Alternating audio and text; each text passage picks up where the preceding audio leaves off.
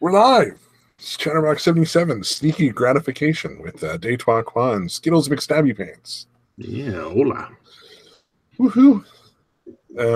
Let's see here. I want to make sure I tweet it out because I gotta make sure everybody knows.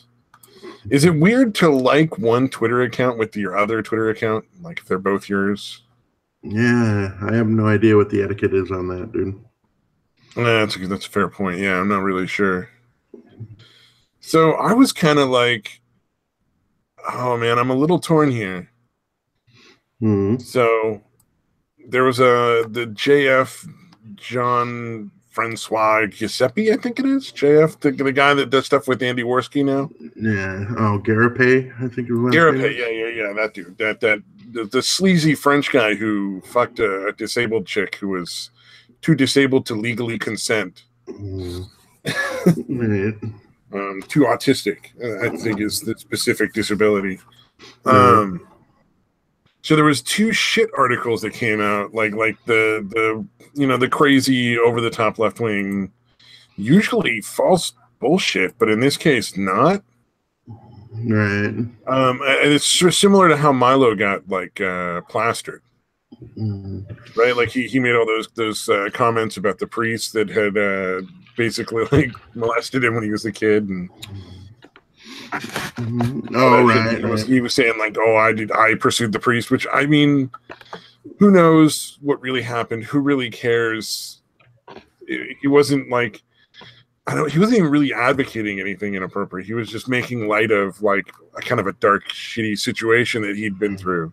Yeah, it's not uncommon for people to, use humor to deflect and try to minimize shit.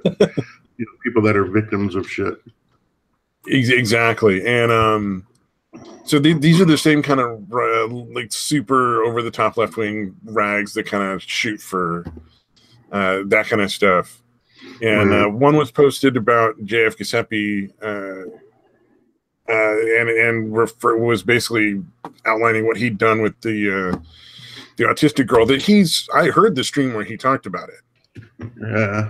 So he's openly admitted to doing it. And then in this one, and multiple people have confirmed that Worski talked about stealthing. I don't know if you know what stealthing is, but it's the practice of covertly removing a condom when the partner is unaware of it, when consent was basically like to have sex with a condom. Right. Like that was the contingent, like sex was contingent on dude wearing a condom. Yeah. And so he openly bragged about that on a stream, and it's come back to, fucking bite him in the ass. Yeah. And it's interesting. Like even, oh God damn it. Now I can't think of his name. Styx Hexenhammer fucking came in and was like, oh, well, you guys should flag all these articles and try to get them removed off of Twitter. Yeah. Which really blew my mind. Weird about some shit, dude. Yeah, I mean he's usually so like not really biased. I guess it's like his friends got nailed, and I'm wondering if it's partly because those people posted the shit about him being like a tranny porn star, which was total bullshit, and that rumor that was going around that like some idiots on 4chan started about him molesting kids or something. Yeah, but going after like a 16-year-old. I think it's a little different. I mean, in the thing, you can click on the video and listen to Andy talk about doing it. Yeah, and he's then the other thing is neither him or the JF dude have tried to deny it. Yeah, they've just tried to like downplay it and be like, well, it's not really that big of a deal, and it's like, nah, it's pretty fucking scumbaggy, and people have been convicted for it, and like as sexual assault in Canada and the UK and like Switzerland, and there's cases ongoing in like other places. I might have gotten a couple of those mixed up. I think Switzerland might have a case that's in the process of deciding whether it's sexual assault. And it's a real fucking, I mean, like to be fair, how do you know the guy removed it versus it broke or slipped off? Those things happen. Right. So it's a real shaky fucking place to go, and I think putting it as sexual assault makes the most sense, other than trying to make a law specifically for it. Yeah, I feel like a law specifically for it would be really easy to abuse. Yeah. Like, you should really have to prove that it actually happened. I mean, innocent until proven guilty, which goes out the window when you're like, Andy Worski, you fucking admit it. Yeah, when you're actually saying it. Yeah. Yeah. And then, fucking Geek threw out on me on Twitter for like a long ass time. Well, it's not specifically illegal, so it's not a crime. I'm like, but people have already been convicted and fucking sentenced for it. So yeah, like once that's happened, it's a crime. Yeah. Like, oh man! And then with JF, I think the only reason he wasn't convicted of a crime was in order to keep him from basically, kidnapping this girl away from her family. They had to have her declared, incompetent or whatever. Incompetent, and essentially like have her conserved, which is like basically being an adult child in the United States. For anybody who might be listening who isn't aware of how that works, essentially it would give somebody else guardianship over her because she's not mentally competent to make those kind of decisions. And he's really, the only reason he got away with any of it is because they chose not to press charges as long as he would, leave her alone. Right. Yeah, but otherwise, conflicting things on that. I never looked into it completely, but yeah, it sounds like. Well, that's what he said in the stream that I listened to. So, like, that's from his own mouth, and that's what he said in the stream. So it's like, you'd think, like, at a certain point, you would just. The thing that gets me is why don't they just apologize and move on? Because that, like, when you're blatantly have already admitted guilt, like, the smart thing to do, whether you really feel bad or not, is just to be like, well, I'm sorry that was an awful thing I did, but it's a long time ago, and I'm just gonna move on now. It's if you think about it, it's awfully similar to the fucking shit you're railroading fucking Jeff Holiday for. Yeah, exactly. Yeah, like again, I'm not fucking defending Jeff Holiday. I think he's a fucking idiot too, but you're doing the same thing as he did with the doxing thing, where he fucking. Well, at this point, they've been harassing him for so long. I mean, I saw on Twitter some dude posted a picture of like him and his kid and was like, "Hey, I can post pictures of retards too." And then that was the one that Geek Thula was like, "That's not. Well, he didn't. How do you know he meant the kid? You must think the kid's retarded." I'm like. There are thousands of pictures of Jeff online. This dude went out of his way to find one, which would have been way more difficult, that included his son. The implication is pretty fucking obvious. It would have been easier if he was just posting a picture of Jeff, Fucking Geek, man. Jesus Christ, buddy. Oh, it's so fucking hilarious. I think I might have screenshotted it. I don't know if we want to like actually go through and show that. Or not. Whatever. That's what I'm thinking. Yeah, I screenshotted it because it just was kind of funny, and I'm gonna read it again later and laugh. But there was another guy. He was trying to tell me that stealthing is not a crime, and that it was all women doing it to men, secretly removing the condom unbeknownst to the men. And I'm like, you're a virgin. You've never had a condom on your cock. Well, because you've never had sex with a woman, because you would fucking know that there's a huge difference between condom and no condom. Like, you would know. Yeah, you would feel the condom coming off almost certainly, dude. Like, they can stealthily put one on you, maybe, but they're not taking it off without you knowing, dude. I think putting one on you would also be impossible. I think maybe if you're talking about, like, poking holes. No. Well, no, I remember you told me a story of... getting a blow job from a hooker, and like she pretended to agree to not use a condom, but she managed to put it on, like, I guess as her mouth was going over his cock. So that's actually pretty smart. Yeah. So like he didn't realize the condom was on until she was done blowing him. But again, that's a professional. Yeah. I'm sorry. A lot of fucking practice. Oh man, yeah. No, Geek. I'm wondering if at this point, if Geek literally, because it was one of the funnier things was I pointed out, like, I'm like, Geek, you realize you follow my Twitter, I don't follow yours. Right.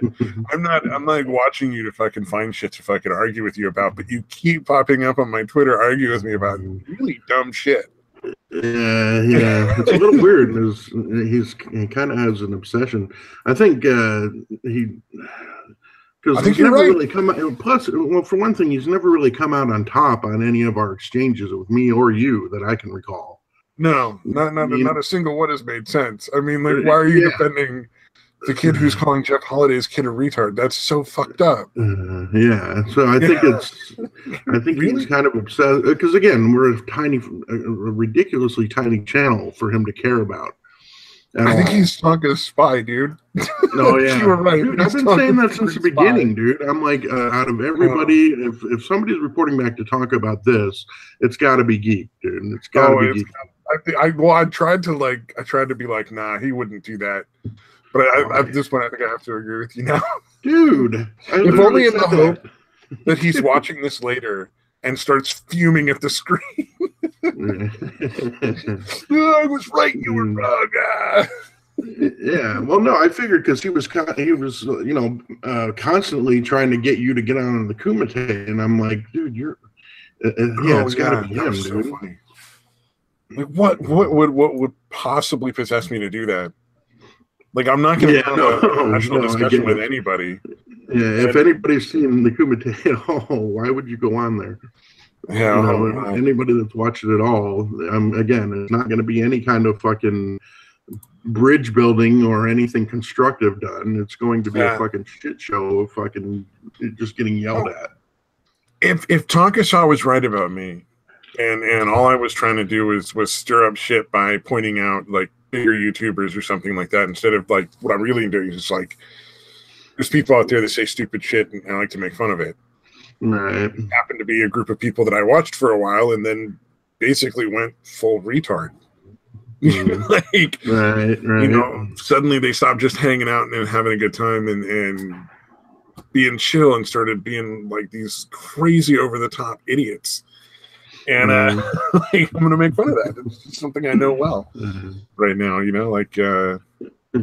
Fucking what's his name? That celebrity that's moving to Australia. Matt Damon. Matt Damon is moving to Australia because of Trump. I'll show that article. Oh my god, are you fucking kidding me? No, I'm not kidding.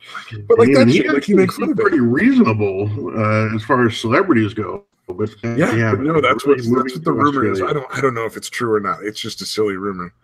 Right. I was honestly like what Tonkasaw wants to think I am, which is the guy that's just trying to build his channel off of making fun of people that are more important. Then clearly I would go onto his show. Yeah, you'd be jumping at the opportunity to fucking go on his show if you're trying to grow your fucking channel like that. Yeah. And like, dude, there's way bigger fucking channels than fucking Tonkasaws to fucking go after if that's your goal. Oh yeah, I'm sure if I was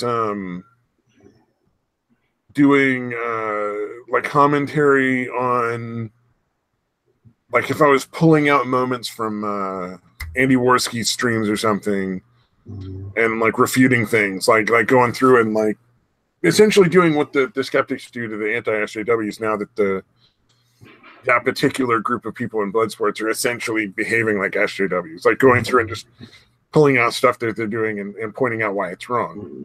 Are they doing that now to like Tonka's channel and shit like that?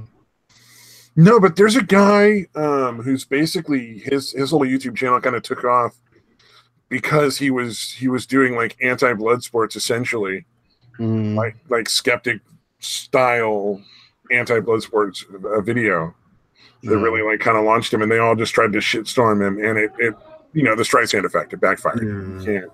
Who is that? The Quartering, or is it somebody else? Oh god damn it, I can't think of his name offhand. Because I know the Quartering actually talked kind of a little bit, and his was pretty reasonable, I thought, but they definitely freaked out. Well, this guy was completely reasonable. Hi, I think I'm real.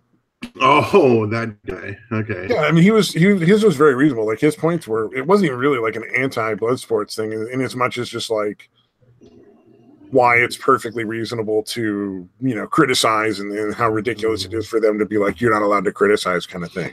Yeah. Shoot, I'm supposed to mute that. Darn it. I like to mute whenever I clear my throat and stuff, so it's not as unprofessional. Yeah, that doesn't really fit with our whole theme here, dude. No, I know. Just let it rip. If it's for me, I don't really give a shit. I don't do that, and unless it's like going to be like a coughing fit, then I'll fucking if it's going to be prolonged. Oh yeah, definitely. Yeah, if it's just clearing your throat, who gives a shit, dude? Fuck it. But yeah, I thought that was pretty fucking funny that guy's channel took off. Mm-hmm. I don't really watch it. I just I watched that one video because I was like, oh, I mean, what does this guy have to say? Because everybody was coming out with these silly like,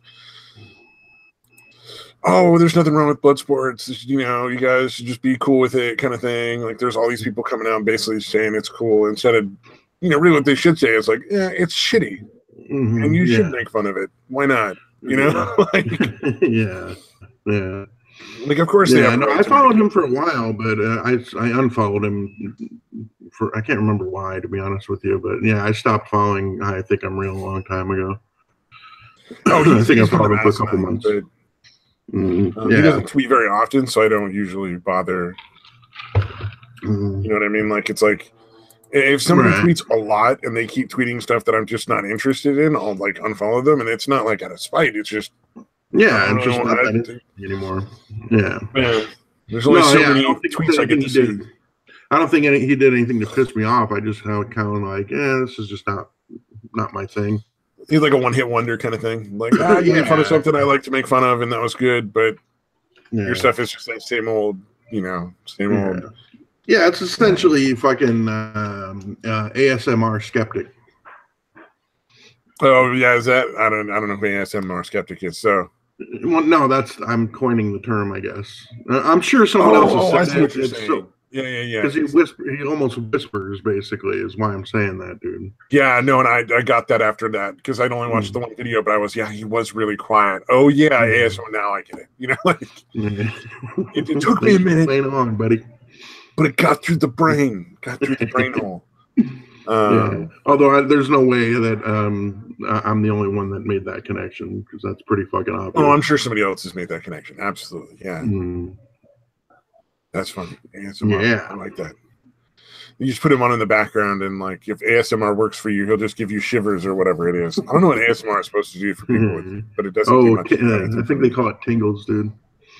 Oh, the like when like the back of your neck kind of gets all tingly kind of thing. Yeah, apparently. It doesn't do that for me at all. Oh wow, now I get why people watch it though. Yeah, no, I watch it sometimes because it does help me get to sleep. Some of them do. Some background noise, that makes sense. Yeah, it's kind of a light. Yeah, just something that's not going to keep my brain particularly engaged, but it'll distract me enough that I fucking fall asleep. It's pretty much how it works for me. Yeah. That's like the shower noises for me. Like it was enough that it kind of blocks out the ringing a little bit, but it's also not something that's like gonna keep me thinking about it. Like if it was music, I'd get into it.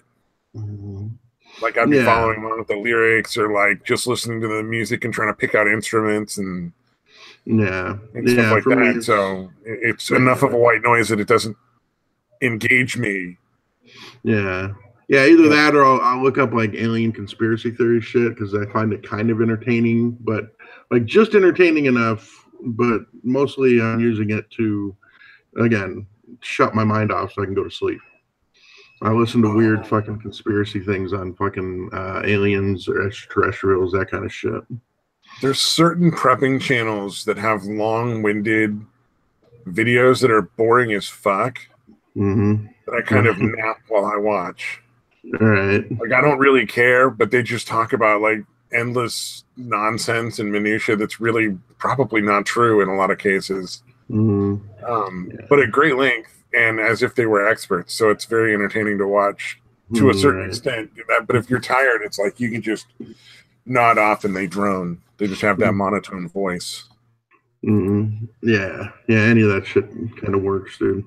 But again, if it's something I'm really interested in, then it's not going to work. You know what I mean? Because it'll keep my fucking brain engaged and I'll be thinking about it. And so it's got to be something kind of silly.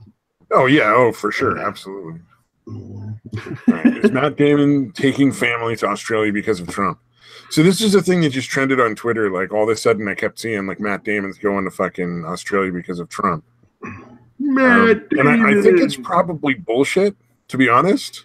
Yeah. But if you see how their logic is, it's pretty fucking funny. It's a top Hollywood source told Page Six, in part because the liberal star is fed up. He is taking his family to Australia, according to the source, and part of it is because he's fed up with President Trump. But he insists he's not leaving the U.S. permanently, which is like fucking duh. All his work is here, man. Yeah. What the hell is he gonna? Yeah, it's fucking ridiculous. So some random person essentially told them that like he's telling all his friends and family and colleagues that he's moving to Australia for a year because he disagrees with Trump's policies. And it's like such obvious like nonsense, but it fucking like every fucking right-wing pundit on the fucking planet was like, oh, Matt Damon's a fucking dummy. He's leaving because of Trump. Yeah, I just had to feel like how silly it was. Like I don't know where that even came from. It was like, come on, man. Yeah, no, as far as the fucking Hollywood fucking jackoffs, dude, he actually seems somewhat reasonable.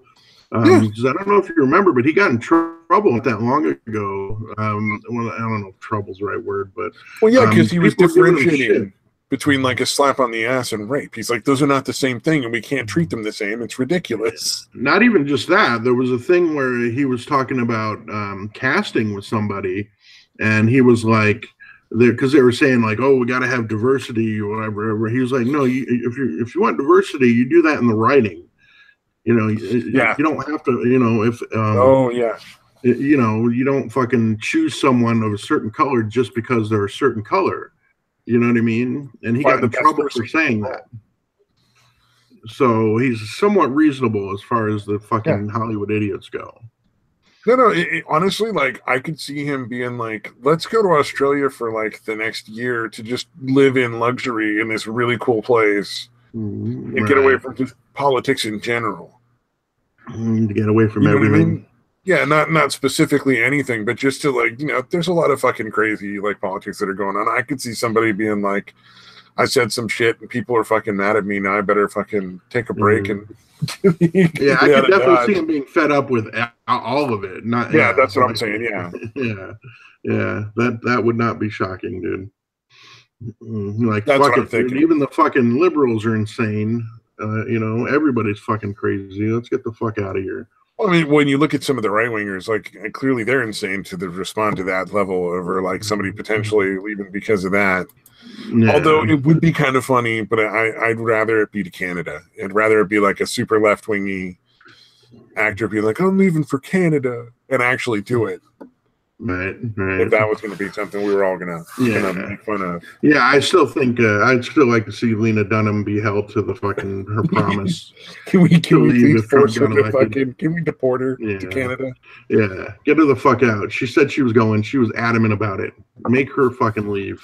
We'll pick a square mile of Canada with like a cake shop, and we'll build a wall to keep her in, so that she can't infect the rest of Canada. Have plenty of cake and toilets to sit on while you fucking eat it naked, you fucking disgusting bitch. Oh god, that's right, she did that. Oh man, somebody sent me that picture too on Twitter. Yeah. Dude, she's so hideous, dude. I hate fucking ragging on anybody's appearance, but it's weird. Like she wouldn't be ugly if her personality wasn't as ugly. You know what I mean? I don't think that's true, dude. There's something visceral about her appearance that just I'm like, ugh. I think it's just that she's such a nasty person, man. I think if she was the sweetest, nicest person in the world, people would be like, well, it's unfortunate that she looks that bad, but she's a really nice lady. Okay, I see what you're saying. You know what I mean? And they could like kind of look past it. She is. Yeah. But not that I have anything to fucking say about people's looks, but I'm just saying, like, it's nice. It would be like people wouldn't care. You know what I mean? Like, but she's such a mean, nasty person. Yeah, she is really awful, man. Creepy, and she doesn't know it.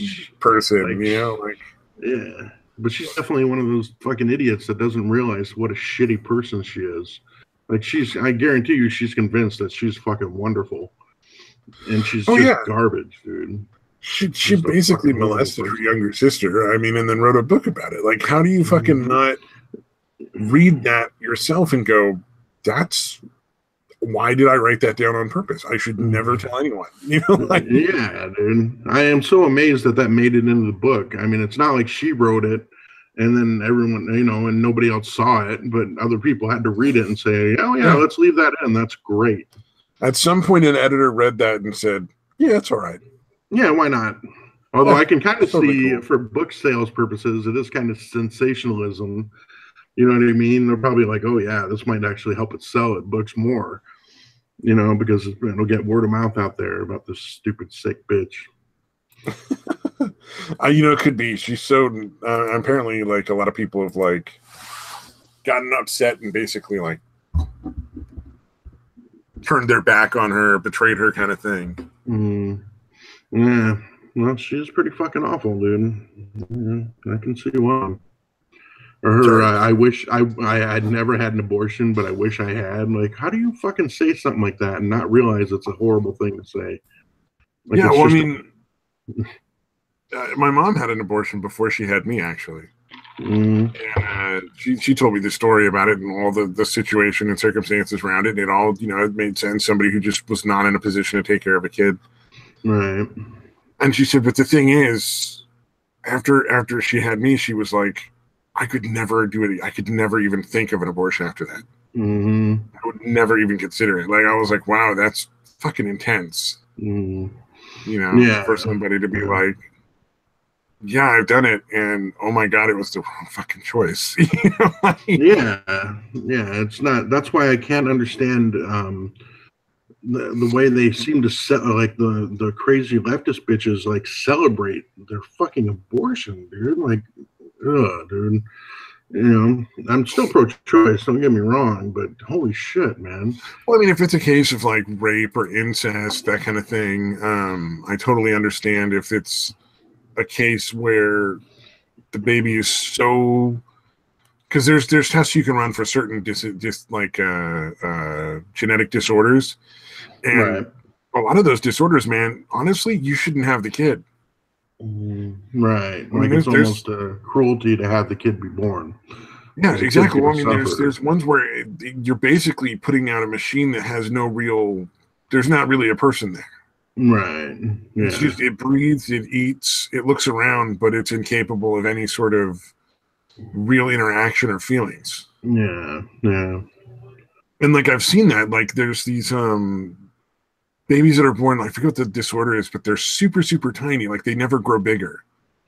And their heads are basically come out to like kind of like a point. They're little like pointy headed kids. Oh, wow. And their eyes are just completely vacant. Their face never, it's completely flat affect. There's never a smile, a frown, anything. Wow. And so essentially it's like having a living doll. Yeah, they crazy. Don't ever really, most of them don't ever develop speech or of any kind. They're essentially brain dead. Except they have just enough to keep them surviving and like to eat and essentially like their moms treat them like little dolls and dress them up and carry them around and stuff all the time. Yeah, but they're not really. Yeah, it's not much of a life. Yeah, exactly. Like, they're completely incapable of moving on their own in a lot of cases. I mean, it's really bad. And the lifespan expectancy is usually like, 5 to 6 years. Wow. Yeah, that's pretty nice. Yeah. Like, I would just, I can't imagine why you would want to go through that and why you'd want to put a kid through that. Like, that just seems so cruel to me. But it's their choice. Like, I think it should be a choice. Yeah. I just would prefer that if you're going to have a kid that's perfectly viable, you find somebody who might want to adopt it if you can. Maybe. What do you think of a kid if they're detecting Down syndrome? I honestly, I don't have a problem with people deciding that they can't handle it, man. I've worked in the system with people who are mentally retarded, and probably 8 out of 10 families will have nothing to do with the person. Yeah. So, 80% of those kids are born, and then we all have to pay for it. Right. They end up in assisted living things, or yeah. Yeah, and it's like that it just becomes a ward of the state, and it's they're not miserable. So I mean, it's not like the worst thing in the world that they have the kid, but right. I don't think it would be wrong to say like, yeah, maybe you should consider an abortion, because most families don't ever take care of the kid, and when it's a couple of cells before it's really developed, but that's going to be the case, it might be the better choice, especially if for a fact you're not going to want to take care of the kid. Yeah.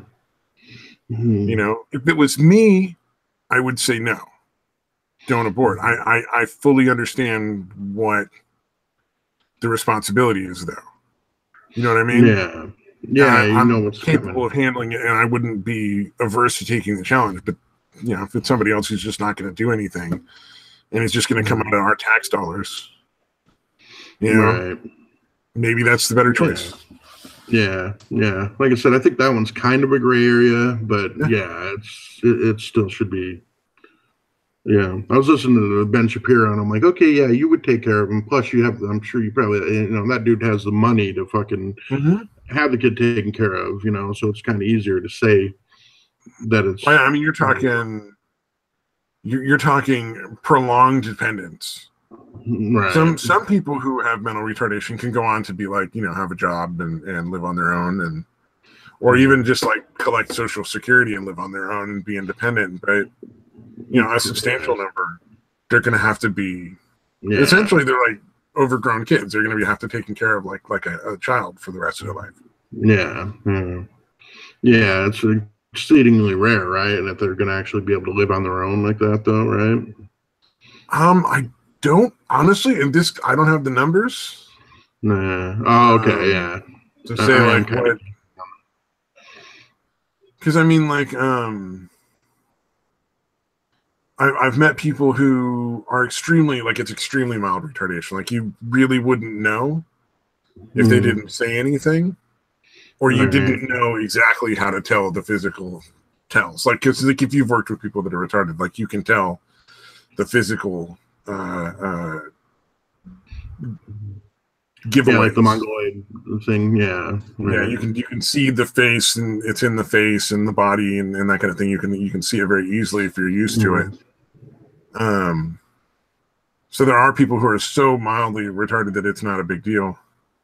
I don't know if the test will tell you how bad it will be. I don't see it. It seems like it would just be able to test if it's there, but not like to the what level.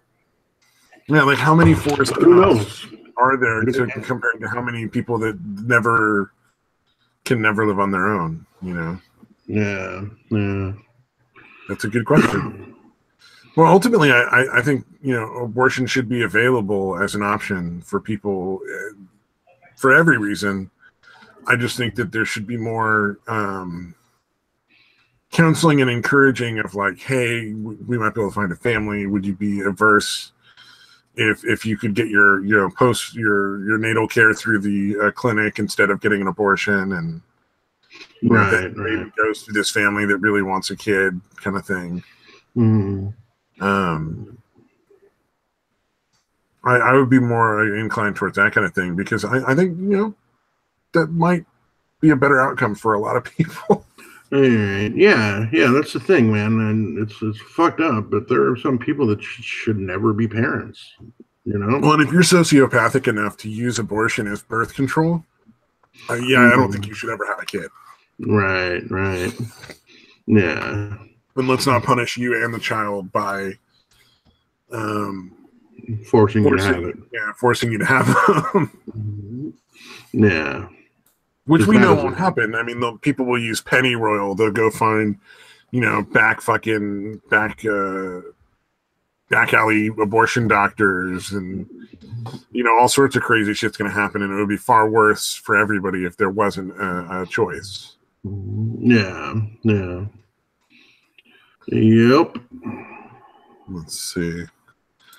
Oh, hey, look at this. This is kind of funny because it dovetails into what we were talking about that I saw from Slate. I mean, Slate is, goofy nonsense. Right. And they're basically trying to say parenting doesn't matter, man. What? Yeah. We're all terrified we're going to mess up our kids. The science says we probably won't have much impact at all. I don't know. I think the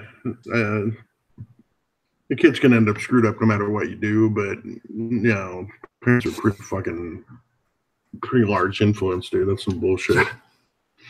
Oh, it's the classic argument of nature versus nurture. And essentially what they're trying to say is unless you're incredibly abusive, you're not going to have any effect on your kid's outcome. And it's like, nah, that's just not true. Yeah, that's fucking bizarre, dude. Yeah. Yeah. Oh, yeah. It's pretty creepy. I'm not going to read the whole fucking article because that would get boring. But yeah, that's fucking bullshit, dude. Yeah. Well, I mean, like, teaching a kid how to deal with what do you call it? How to deal with failure, how to deal with putting your nose to the grindstone, and instilling all sorts of like moral compasses, like that's all stuff they get from the parent, Yeah, absolutely, man. Yeah, and especially if that's drilled into, you're really drilling that stuff into your kid's head. Well, I mean, we've all seen the kid that grows up with the parent that has no morality at all. Yeah, or is just essentially neglectful and doesn't really fucking do anything as a parent. Yeah, and the kid ends up being like a sociopath, essentially, like this brutal, evil little fucking monster. Yeah. Like we've all seen that. So obviously, kids, parents matter, and you see in like the inner cities where all the kids that are growing up, with welfare moms kind of thing, and then they all grow up to end up committing all these crimes. It's like clearly there's an issue here. Yeah, it's not coincidental that happens at a higher rate. Well, and it's not impossible for a single parent to be a good parent, right. But it is more difficult because you're doing the job that should be done by two people. Yeah. I really struggle with that. Trying to be stern yet still being nurturing. I have a really hard time with that. Knowing, am I being too nice? Am I not, am I not being stern enough? Am I being too stern? Like, it's hard to walk that line when there's just, just one of you. It's not an easy thing to do, man. Well, and I'm sure everybody in their fucking brother wants to give you all sorts of fucking advice and instructions, right? Right. Yeah, a little bit. Not that much, though, dude. Well, I mean, probably when your kid was younger, like a baby. And stuff. Oh, right. At the same time, it's like they don't have as much skin in the game, and I think it's harder to accept or trust advice because, in a lot of cases, it's bad advice. Right. From somebody who doesn't have any skin in the game, and when you're talking about the other parent, it's like clearly they're invested. Yeah. And I think that makes a big difference. Yeah, definitely. Like I'm not, I don't know your kid. I mean, any kind of advice I give would not be even remotely as good as like whatever you came up with, Yeah. And he was actually, my son actually is a really good kid as far as, being respectful and that kind of stuff. Oh, yeah. Really, the only issue I have is just fucking grades in school, dude. Other than that, like, he's really a great kid. That's really not bad. Really that's all you got to worry about. That's not a bad situation to be in. I would say. Yeah, it could be far worse. I've definitely seen some fucking brats out there. So, yeah, a lot of them. So. Oh my God! I was walking through. What was it? Target. I think it was Target. Yeah, I'm pretty sure it was Target. This is a little while ago. Oh no, nobody's here. I guess Thursdays is the more popular one. I remember last Sunday we had quite a few for us, quite a few. We had 6 or 7 people on at one point. Who knows, man? Who knows? Maybe it's because it's spring break, and I mean it is here. It's the first week of spring break starts tomorrow here. So there's probably a Oh, lot okay, of places. yeah, probably something to do with it. Yeah. Yeah, people going on vacation and shit. That's what I'm telling me. What was it? No, I heard this chick walking along, and she was complaining about how, essentially, she was complaining that her parents had managed to make it so she couldn't steal money. Wow. Like, she was super upset that they had basically like figured out all the different ways she stealed money and set it up so she couldn't do it. Yeah. And she was talking to her friend, like, really, and she was clearly angry and felt that this was totally unacceptable and unjustified. And I'm listening to it going, oh my God, I want to slap you myself, and I'm not your friend. Yeah. Jesus. Dude, that's amazing, dude, to have that sense of entitlement. Like, hey, I should just be able to take money whenever I want. It was completely, when she managed to do something to get money together. I forget what it was, because this was a while ago. But I just remember, like, the basics of it. It was just like, oh God, fucking what an insufferable cunt. Right. She's only like fucking in her teens. Like, I'm hoping this is one of those things where, you know, she's bad at, like, as a teenager, it's bad, but then, like, she grows up to be like a decent person, because that happens a lot. Yeah. There's a lot of times for kids, you know, something will click finally, and they'll be like, wow, I'm an asshole, or I'm a fucking cunt. I should really change my behavior and be more considerate to other people. Not just use people. Yeah. That happens, exactly. That happens a lot with kids, because I think they just all go through, like, that weird sociopathic stage. Yeah, it's just to what degree, basically. But yeah. Well, I mean, I went through that, dude. I did some weird, fucked up shit when I was in high school. Yeah. No, me too, man. Some dude wrote something on the back of one of my shirts in, like, permanent marker, and this was like, you know, a $5 fucking Hanes fucking white T-shirt that I didn't even like. Right. And he knew it. Like, he knew it was like some cheap, shitty shirt that I didn't really care about and was probably never going to wear again. But I still fucking got the group of people we hung out with to fucking shun him for like a couple of days for doing it, because I was just an asshole, man. Instead of just saying, like, dude, I know you did it, just fucking apologize and we can move the fuck on. You know, like, right.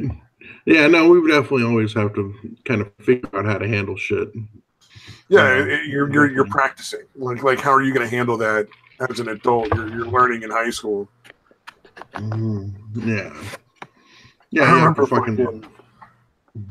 some of the fucking girls I used to know in high school and the fucking weird sexual exploits they would get up into. Like, some girl she fucked her boyfriend in the back of a car while some other guy was driving. Wow.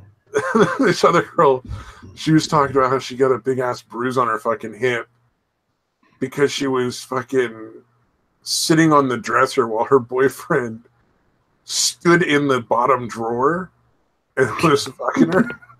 It fell off. Right. Oh man, that's pretty bizarre, dude. Although maybe not, I guess. You know, the girl that told me, like, cum makes a really good hand lotion. Yeah. Like I said, man, there were some weird fucking chicks I knew in high school. The one who was gonna fucking, you know, her goal was to become a whore for drugs. Yeah. Well, you set the bar low. You know, you're gonna achieve your dreams. You know, she had the looks, man. You know, I don't know if she does anymore, but she did then. I'm sorry, that's awful. Yeah. Yeah, the drugs tend to take a toll on the looks eventually. Yeah, well, she was more into, like, shrooms and stuff like that, so I don't know. Yeah, not necessarily that bad. Meth is the one. Well, I know meth and like heroin do the worst, but I mean they all affect it to a certain extent, but like shrooms and weed and acid and stuff don't tend to. I don't know. They just don't tend to chew you up and spit you out as quick. Right. Yeah, I think meth is the worst one as far as prematurely aging. Although it only seems to. A dude pointed this out, and I didn't realize it. But it seems to only hit white women really hard. Because I've known a bunch of fucking Mexican chicks or whatever that I've done, like my ex does a shitload of meth, but she still looks good. Oh, yeah? White chicks, it fucking wrecks them pretty fucking quickly. Oh, yeah. Yeah, it's weird. Well, and it's unmistakable. Like that weird sort of pursed up meth mouth and the fucking wrinkles, the way it wrinkles and looks sunken in eye sockets and shit. Yeah, yeah. One of the ladies who's somehow, well, no, I know how she got a management position in the company I work for. It's because her brother is like married to somebody's kid that's one of the upper management. So like she got the job because she's family. Right. But it's not direct family, so nobody can fucking bust them for the what do you call it? Nepotism. They can't get busted for nepotism as easily. But this fucking bitch, she's stupid as fuck. She's unbelievably stupid. Super, super nice. Just unbelievably stupid and incompetent as a manager. But she tried to tell people that she was like into LSD, and I'm like that was the drug that she got all fucked up on, and that was her addiction. I'm like, you fucking did meth. Like everybody can see it. Yeah, it's fucking obvious. I mean, you look at her; it's unmistakable. You're like, this lady did a lot of fucking meth when she was younger because it fucking real fucked up. Right.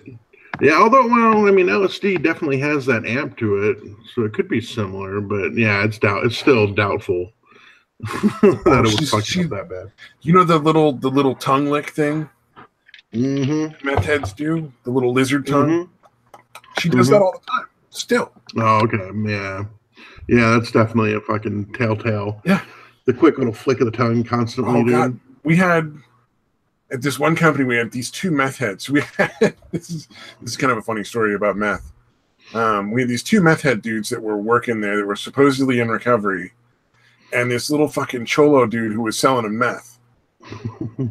And as an aside, the cholo dude fucking thought my friend who was like half Filipino was like another Mexican gangbanger from a rival gang.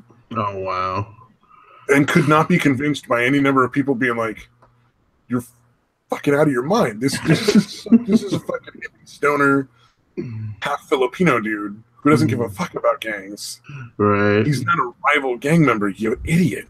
Yeah, it seems like he would have pointed that out himself if he was. Well, and eventually this cholo dude fucking like started shoving him and trying to start a fight like at the fucking in the break room and had to be fired. It was ridiculous that they let it go that far because this guy was threatening him this all the time. But that's amazing. Well, it's a shitty assembly job. What are you gonna do? Right. It's not even like real factory work. It's like the Mick factory work, if that makes sense. Right. Yeah. I mean, they treated us pretty decent, and the pay was actually pretty decent, but it still was kind of a joke as far as factory work goes. But we had these two guys. We nicknamed them the Mole and the Lizard Man. And the Mole he'd bend down and hunch his shoulders in, and his head would be down, and then every like 30 or 40 seconds he'd pop up like a mole. Dog and just like look around the room and scan and then pop back down and start working again. It was like just like a prairie dog. It was so funny. That's fucking awesome. And we called him the Mole Man because he had these big fucking glasses and these like little eyes. It was great. And then there was the lizard.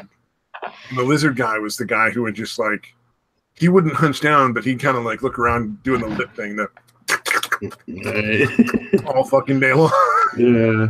No, I remember the first time I noticed that. Like, I was riding with a couple friends of mine, and I was again. I've never used meth, but they were high on meth. The other dude was like, "Look, watch him, dude, watch him." And my friend was driving. The other friend was driving, and like, sure enough, dude, like every fucking like 5 or 6 seconds, dude, his tongue would flick out, like just like really quick, dude, and lick his lips, dude. It's really bizarre to watch because it's not like you're slowly licking your lips. It's just a quick flick, like again, like a fucking like a lizard would do. Exactly. Yeah.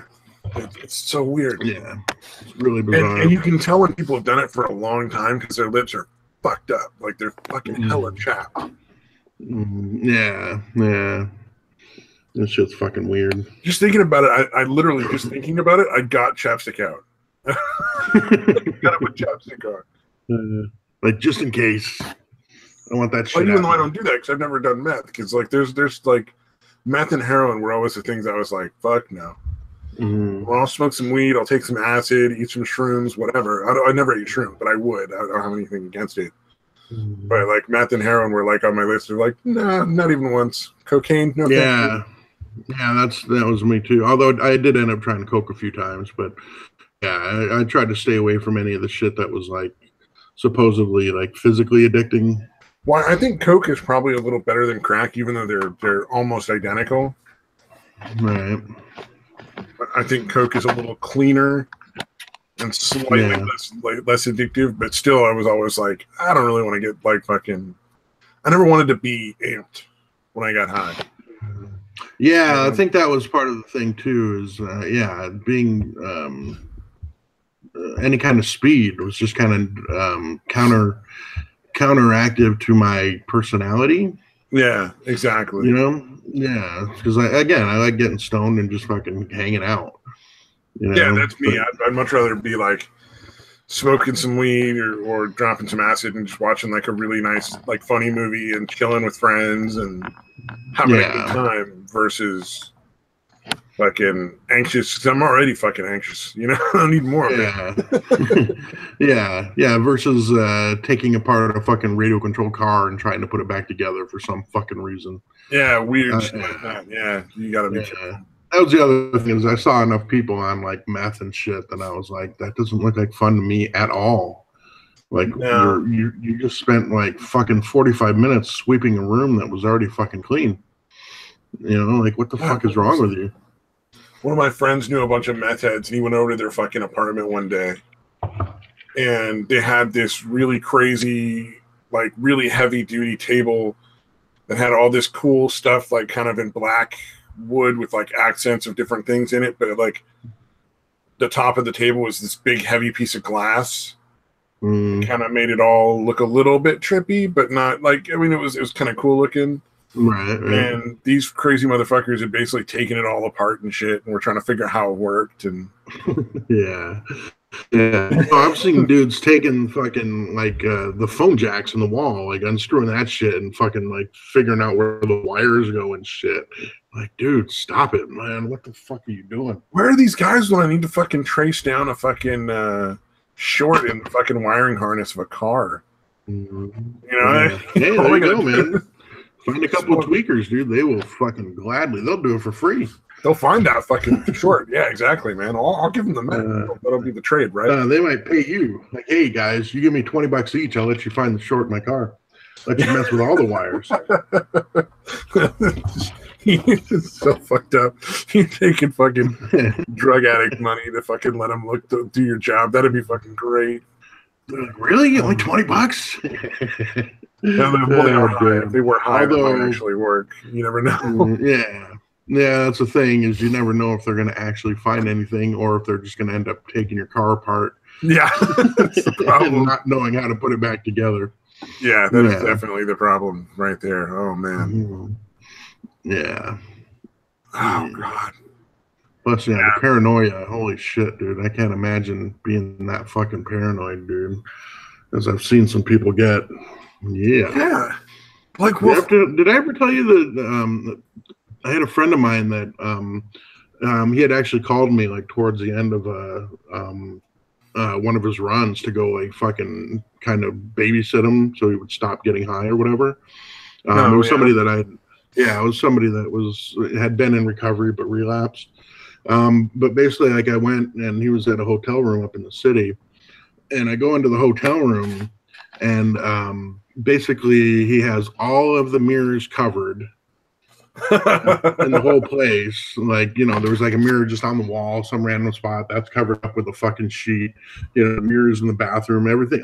Any mirrors are fucking covered, and he's just fucking, just spun the fuck out of his mind, dude. And so I go in there and because he's like, oh, did you see the guys outside that were like, you know, like they're ready to come in? I'm like, dude, there's nobody outside. There was nobody anywhere near your door, dude. you know, but he was just convinced, like, dude, no, they're walking by. And like, I literally went out and checked. I'm like, dude, there's nobody walking by. Like, I knew there wasn't, but like, you know, just to fucking humor him. But yeah, like, sometimes you got to take that little extra step to fucking get through and be like, there's fucking nobody here, dude. Yeah. And then, but I had, like, I also wanted to fuck with him a little bit. So like, he had one of those charging, like a base charger, like not one of the chargers that just plugs into the bottom of the phone, but like your phone actually sits on it. Yeah, like, you know, I get you. Yeah, I was like, dude, you know they bug these things, right? You know, like, to fuck with them, dude. His reaction was priceless, because he's like, yeah, of course. Like, you know what I mean? Like, of course that thing's bugged. I know that thing's bugged. Yeah, he's like, I already went there, dude. We've passed this ground. Yeah, that's a given, dude. Of course, the vague they that are fucking so concerned with what you're doing. Yeah, they. Well, I mean, that's why he stuffed salami in it, right? You know what I mean? Yeah, but get this, like, he was finally to a point where he could actually, like, wanted to get something to eat, because he hadn't eaten in like 3 or 4 days or whatever. As per usual for meth heads, yeah. So basically, we went and got like KFC, and then I drove, and we just ended up. I ended up just pulling over in some random parking lot or whatever, you know, so we could stop and eat. And fucking like right across. This was on a Sunday, so like we were in kind of like it was kind of like a business type area, but there was no car. It was Sunday. So that's why I pulled in there. Across the street, though, there was a house that had like the chain link fence around it and shit. Like, it was like almost condemned or something. Whatever reason, there was a chain link fence around the whole fucking property. And then he was like, dude, I know they're in there. Like, I know they're in there watching us. And I'm like, yeah, dude. Yeah, they're totally in there. We didn't know we were going to stop here, but somehow they did, and they're all set up in that fucking broken down house across the street. Dude, fucking stop. Like, he finally, like, he was had come down enough to realize, you know, once I said that, like, okay, yeah, that is pretty fucking ridiculous of me. So, oh man, but that's a good sign of a good friend, though. Mm-hmm. Yeah, a friend might be like, no, there's nobody there. But a good friend is going to be like, yeah, you fucking idiot. Yeah, that makes sense, right? Yeah, we didn't know we were going to stop here, but they were ready and set up for it. Yeah. Yeah, that's the difference. That's the dividing line. A good friend would be like, you know, they bugged that shit. Oh, man. His reaction really was priceless to that. Yeah, of course. Of course that's bugged. But yeah, it was a weird thing to walk into, because the other thing with meth, or at least for dudes, is, you know, they watch like a shitload of porn. If they're not fucking, you know, they're watching a shitload of porn and constantly masturbating. So it's weird to walk into that room knowing that had happened. You know what I mean? Oh, like you can fucking smell it in the air. You know, you're like, oh, the not even that. Just knowing it had happened. Like, I couldn't really smell anything, because that would probably gross me out. Just knowing, like, I know that's what this dude does. He know that he's been in that hotel room, just fucking probably in the bathroom, just jerking it, fucking over and over again until he's like fucking chapped his dick. Yeah, and it's like, okay, let's get the fuck out of here and get you something to eat. Yeah, let's meet anywhere before you go. Your spank room. Right. But yeah, no, just the thing, covering all the mirrors was really weird, dude. And I'm like, fuck. Like, dude, you really think they're all fucking two-way mirrors here or something? Yeah, it was pretty fucking funny though. Occasionally, where I work, where I used to work, not where I work now, but the program beforehand, they would force us to take people who were still coming down from fucking meth, who are not completely detoxed yet, which is ridiculous, because we can't do takedowns and we're not a locked facility. So if this person is only there because it's like somebody said, well, you can either go here or jail, they're always going to take here. Right. They're always going to take the program over jail, even if they're going to just leave as soon as they get a chance and do more meth. Right. which turned out to happen virtually every single time with these people. That is not surprising at all. That really had no interest in recovery, but didn't want to go to jail. So strange. Yeah, imagine that. But one bitch had the fucking temerity, fucking chutzpah, to start demanding fucking like Reese's peanut butter cups at like 3 in the fucking morning. Wow. Like a half-hour fucking discussion of like, no, I'm not going to go fucking get you candy. You're out of your fucking mind. Go back to your room. Like they even put her in a room by herself so she wouldn't wake anybody up because we knew she wasn't going to fucking sleep. You know, like that just wasn't going to fucking happen. But we were also like, but she's not going to hang out all night long. She's going to be in her room, period. You know, like you need to be in there while everybody else is sleeping, trying as best you can to not wake people up, essentially. Right. I still think they should have just let her watch fucking TV or something. I think that would have been a better choice for everybody. Yeah, it definitely makes sense, dude. Well, the people that are just not going to sleep, like just fucking let them sit and watch TV all night. They're going to, you know, be up all night anyway. And most of the time it's because they're decomping or they're cheeking their meds or something, or they're fucking high or doing drugs again or something, and we have to, you know, put up with them for another X number of days before we can finally kick them out, kind of thing. Right. It's like, just let them fucking watch TV. Like having them just sitting alone in the room is, that seems like a horrible idea. Yeah, or if they have a roommate, like a lot of times it'll be like 2 people in one bedroom. Oh, Jesus. And it's like they're supposed to stay in there all night, and it's like, well, come on, guys, this is pretty unreasonable, but that's what I get paid for. I can't just let them hang out and watch TV because then I'll lose my job and I won't get paid. I'm not down with that. Right. Yeah, that is pretty silly though. Like, fuck it, let them watch TV. Well, I wonder how many of them like fucking realized like that I was advocating for them to fucking be able to watch TV the whole time I was telling them no, you can't. Probably none of them realized how much I was like on the management. Like, look, this is ridiculous. You know, I can watch TV all night, and I'm checking on people. I'd much rather they be where I can keep an eye on them. Yeah. And then, you know, then up in their rooms doing God only knows what, probably fucking smoking cigarettes out the window, or because we had people who, like, one of the windows opened onto like a little section of roof that was kind of like just a little bit slanted, but not like super hard to walk on. Right. And we knew that guy was basically crawling out on the fucking roof periodically at night to go smoke cigarettes because there were cigarette butts all over that part of the roof. Right. And the screen was broken, so it was no longer like nailed to the fucking window frame. Pretty obvious. Doesn't take a master detective. Yeah, it was figure out pretty what's clear. going on. And it's like there was one guy I remember.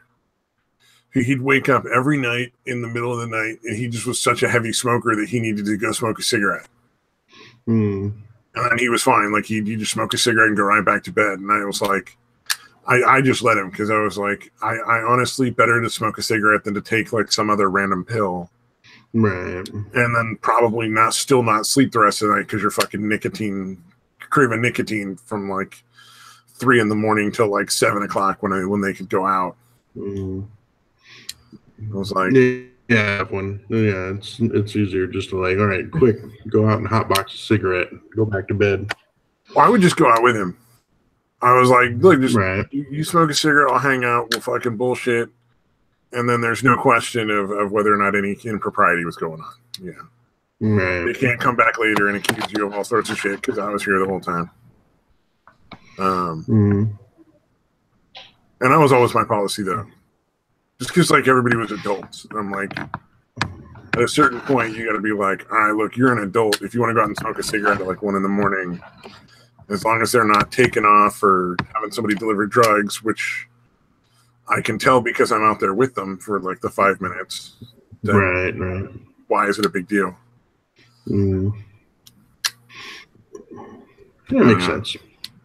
I don't know. I tried to treat them like adults instead of children because there's so many parts of that kind of the way that those programs work that basically put you in that position of being like a little kid, and it's necessary in a lot of respects, you know, all that stuff. But come on, man. I'm a smoker. I know what that's like. Sometimes you wake up at fucking 2 or 3 in the morning and you just gotta go smoke.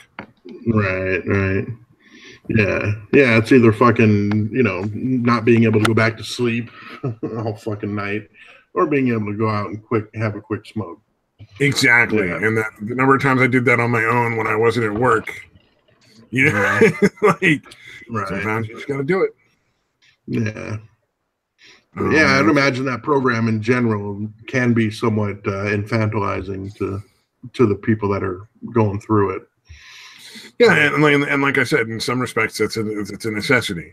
But yeah, I think that was one of the cases where it probably wasn't. Was you got to be in your room all night long. You're not allowed out except for fucking to get a drink of water or to fucking use the bathroom, that kind of thing. Right. Yeah, but I guess if you think about it, because you have a lot of it's mental health primarily, but I think as you mentioned, there's a lot of fucking drug addiction in these people. Exactly. They're not, if you're active in your addiction, you're almost not progressing. So you might physically be an adult. That person might physically be an adult, but like mentally, you know what I mean? They're really not. It's really, really, really easy to tell somebody who's abusing it and basically just sleeping all day and staying up all night. Mm-hmm. And those people you don't extend any of those extra privileges to.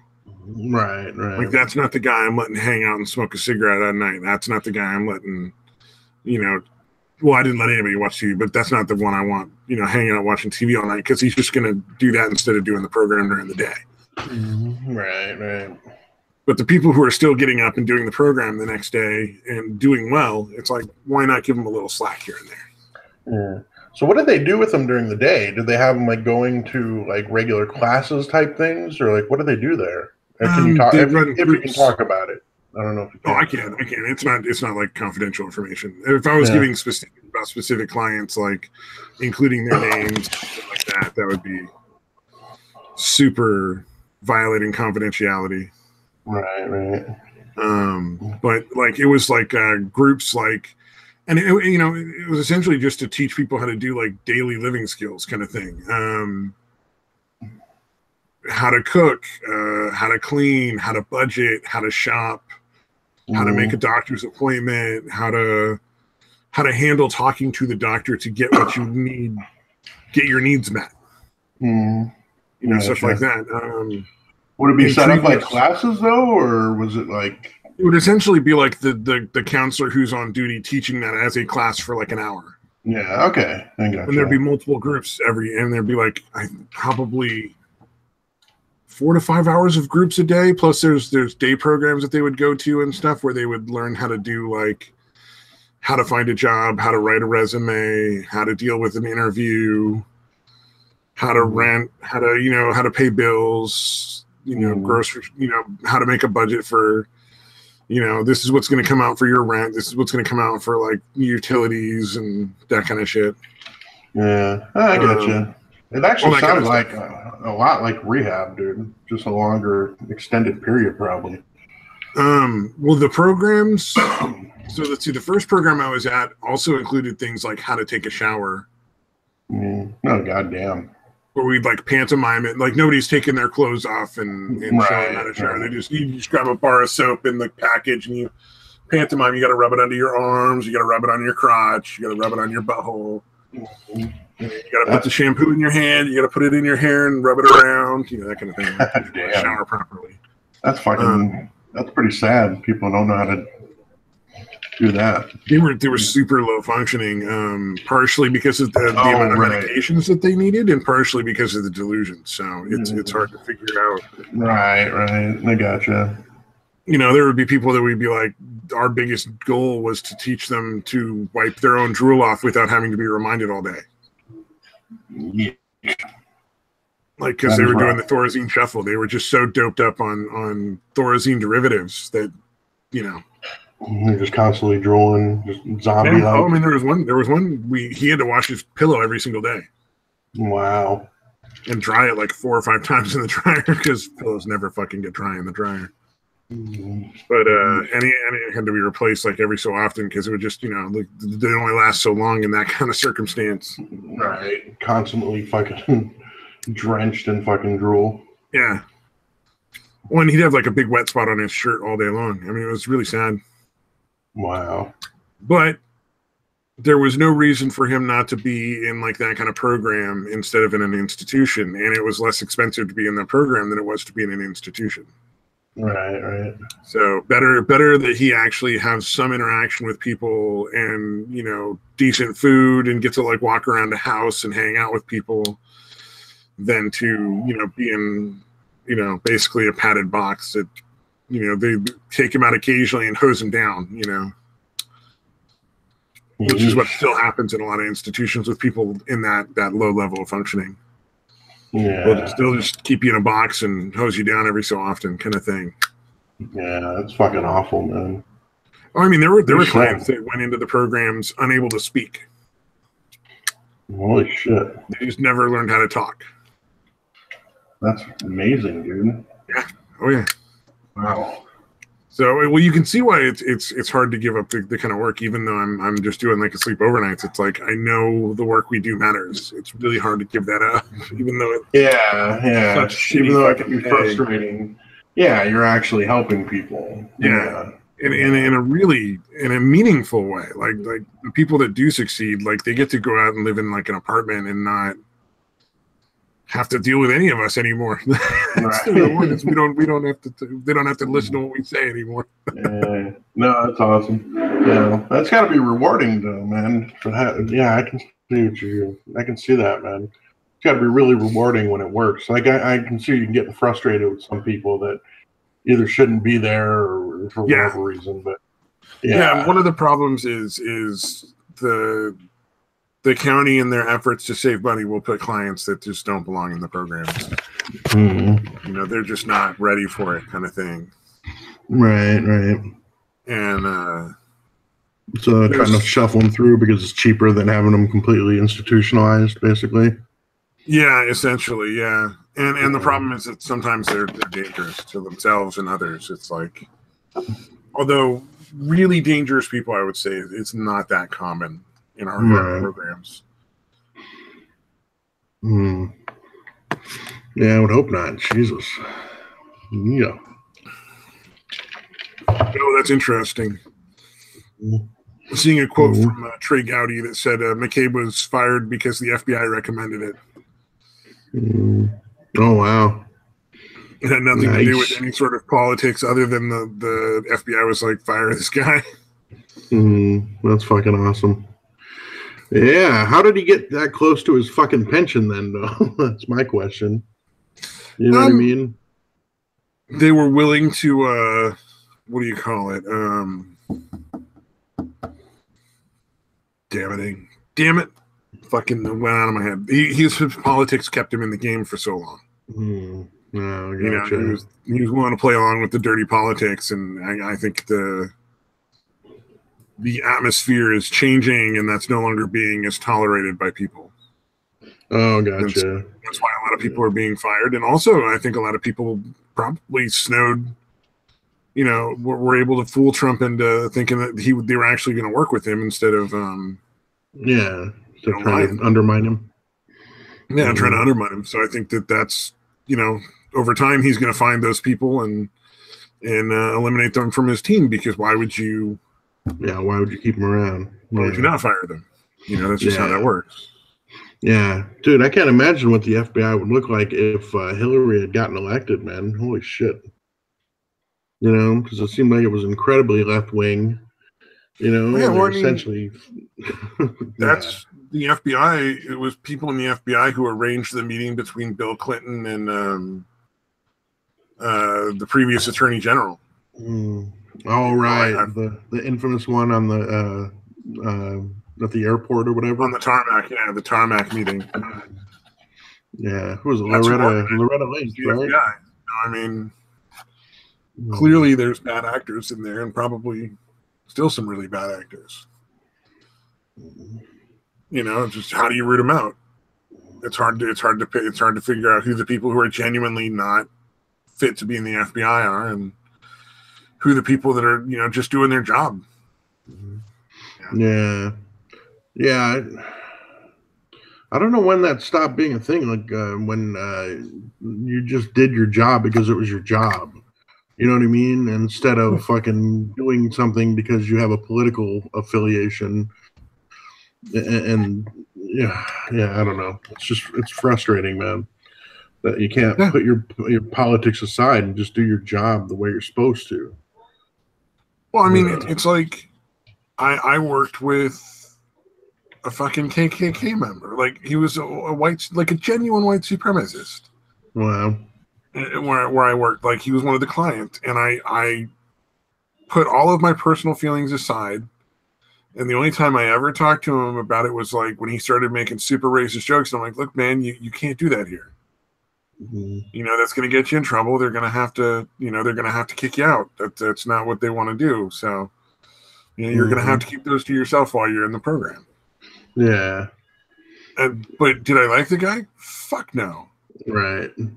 I was revolted by him. I really, honestly, I did not like the guy, but he would never know that because it's my fucking job.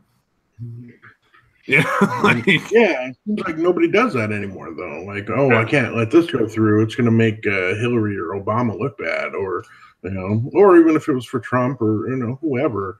Like, dude, you got to do your fucking job, man. Like, well, the democracy kind of depends on it. With the DACA thing, making a bargain to fund the wall and to end like the chain immigration and the immigration lotteries. That's not a huge price to pay to get Trump to agree to some sort of amnesty for the DACA recipients. Right. You know what I mean? And then that would be a huge political win for both sides. The Democrats could say, hey, look, we got the DACA people to stay here. Yes, we had to make some concessions. It was hard. Hopefully later on down the line, maybe we can change that. But for right now, this is what we can do. And we're willing to make the hard choice to serve the citizens, serve the people we think need, want, serve what we think the people that voted us want done to do that. Right. And then, the Republicans could be like, look, we got this canceled. This is a victory for us. We're going to build the wall, blah, blah, blah. And it would have been, everybody would have won. There's no reason to make it into this incredibly weird, nobody can fucking budge on thing. Yeah, we refuse to compromise on anything.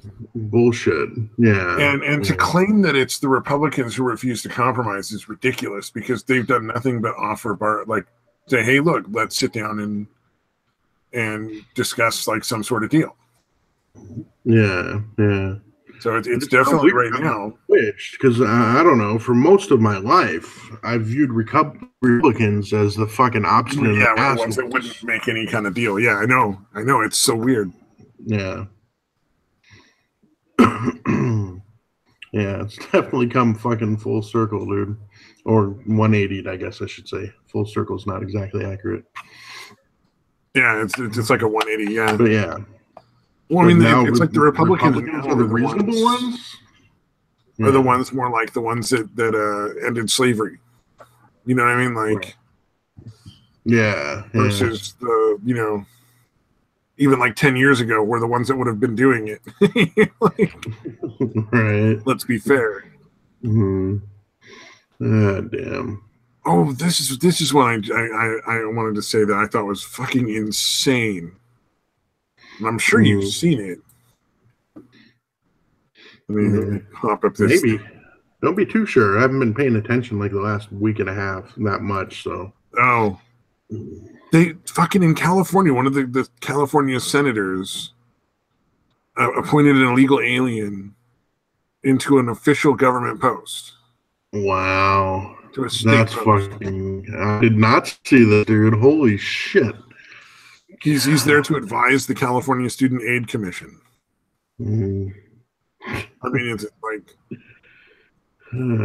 So, okay, so was he basically appointed specifically because he was an undocumented immigrant, or?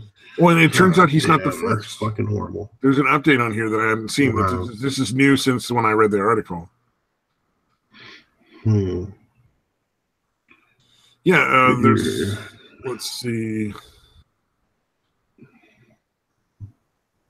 It's not the first. There's also an attorney that's going to serve on the California Student Opportunity and Access Program. I just blows my fucking mind. Yeah, your state really has lost its fucking mind, dude. Well, they had one of the presidential candidates from Mexico come and he campaigned in California because he needed the votes. Wow. Like, how does nobody see that and go, that's a fucking issue? That's not a. Like, there's so many that it's worth for him to come up to California to fucking campaign. Yeah. Jesus, dude. He's like, you can still vote by mail. Like, gosh, how ridiculous is that? And he was encouraging. He's like, we applaud the citizens who come to America, illegally, essentially. Yeah. Although again, it also does happen here a little bit. Like I said, when they kind of railroaded Arpaio, our sheriff, our former sheriff at this point, but they railroaded him with some bullshit charges right before the election happened, and they got voted out. The dude that fucking won, is totally pro fucking immigration. He refers to the illegal aliens as our guests. And that just blows my fucking mind, dude. Well, what country in the fucking world just lets people come in?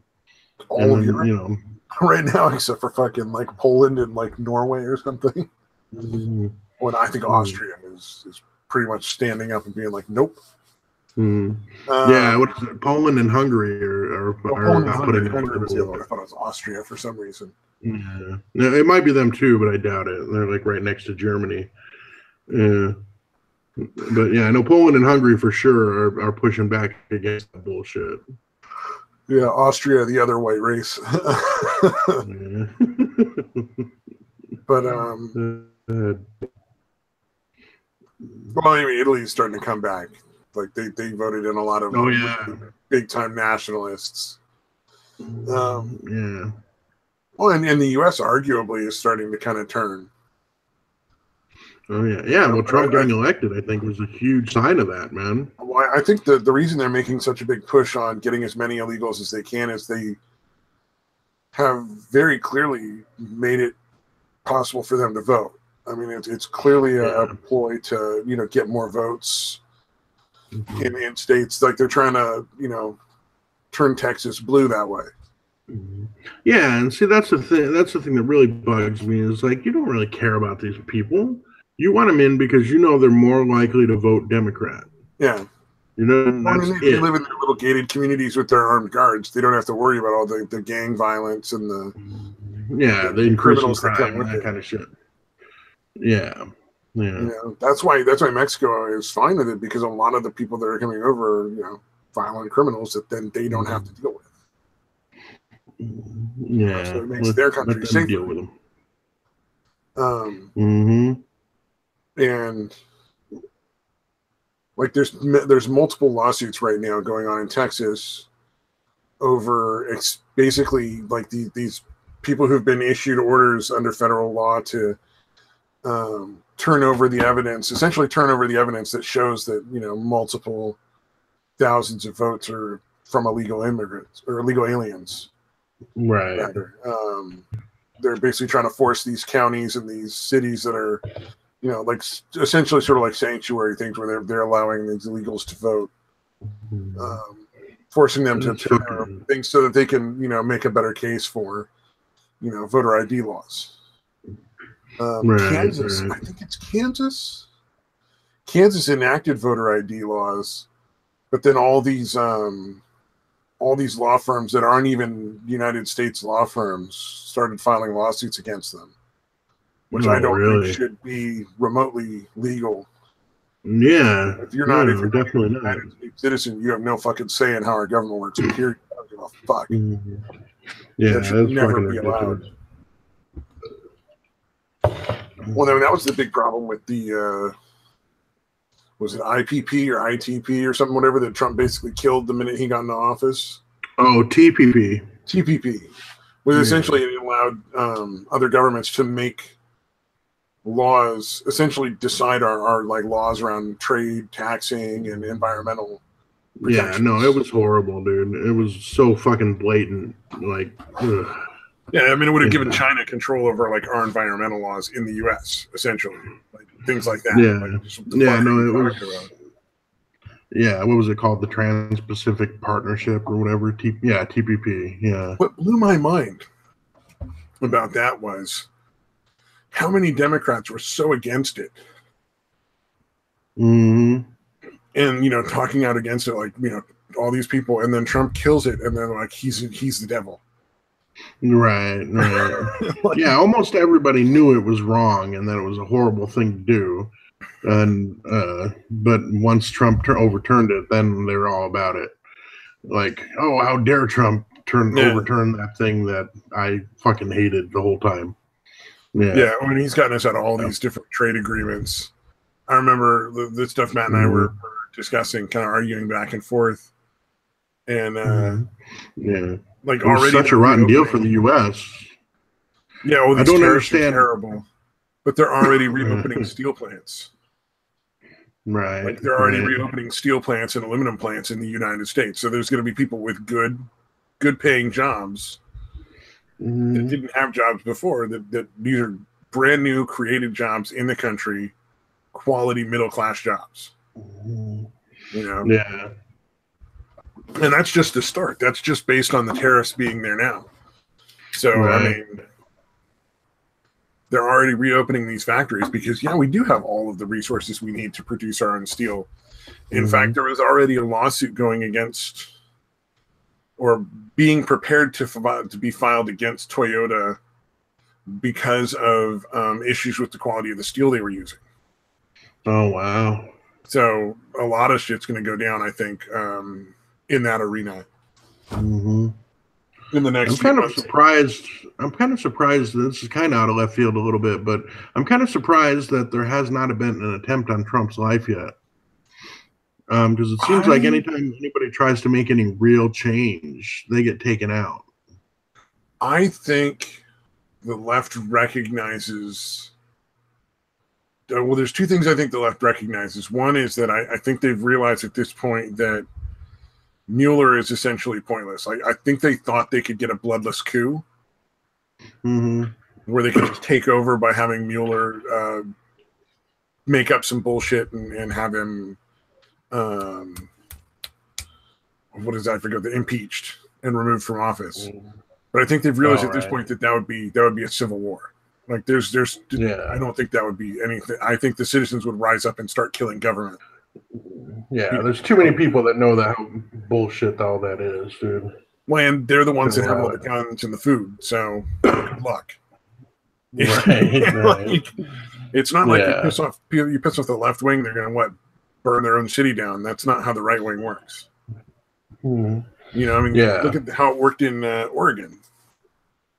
Right. Like, oh, you're going to fucking take away all these fields we used to use to raise our cattle and suddenly come after us and try to put us in jail and charge us all this money from, years and years that we never had to pay before. We're going to take over your fucking building. Yeah, we're going to take your building and we're going to do it well armed and well supplied. Yeah. There was no way the feds were going into that building. Like, that just wasn't going to happen. Yeah. And just I'm sure I've mentioned the Battle of Athens before, but like the crooked government, like the crooked mayor and sheriff of the town were fixing the votes, and basically a bunch of crazy right-wing Republican redneck folks got together and blew the front off a building with some explosives that they borrowed from the National Guard Yeah, this is Athens, Tennessee, by the way, if anybody's listening out there. Oh, yeah. Well, the other thing was they were fucking targeting the guys that were coming back from World War from the II. military, basically taking all their exit pay. Yeah, because they knew they had the money to pay these fines, so they were targeting them specifically. Yeah, and they all got fed up. So yeah, you had a bunch of fucking World War II vets that they were fucking with. Yeah, and again, the vote stealing bullshit, dude. Yeah. And they fucking revolted. Well, and they literally blew the front off the fucking building that the people were in to get their point across. But there was also another, I don't know, I forget where this was. It wasn't the Battle of Athens. It was I think it was a different state entirely, where the local mayor had written up an ordinance that would basically not allow people to have guns in like that county or that city or something like that. Oh, wow. So all the Republicans, all the gun enthusiasts, historically Republicans, showed up to the vote, because it was a public vote, with all of their guns. And said, all right, you guys get to vote. You best pick real fucking careful. With no, and they were not, they were not making it, they were not being sneaky about it or tongue in cheek. They were like, you vote guns out, we'll kill you. Good luck. Yeah. Choose wisely. Yeah, you try to fucking disarm us, fuck you. Not fucking happening. I don't know. It was the Battle of Athens, I think, when they basically had, were waiting for the explosives to be delivered that they were going to use to open up the building. They called for like the National Guard, or they called the governor, I think, and the governor was like, "No, it sounds like everything's working out pretty well." Right. Like, I want no part of this bullshit. You so fucking, the other thing fuckers is, riled these people up with your bullshit. You fucking deal with it.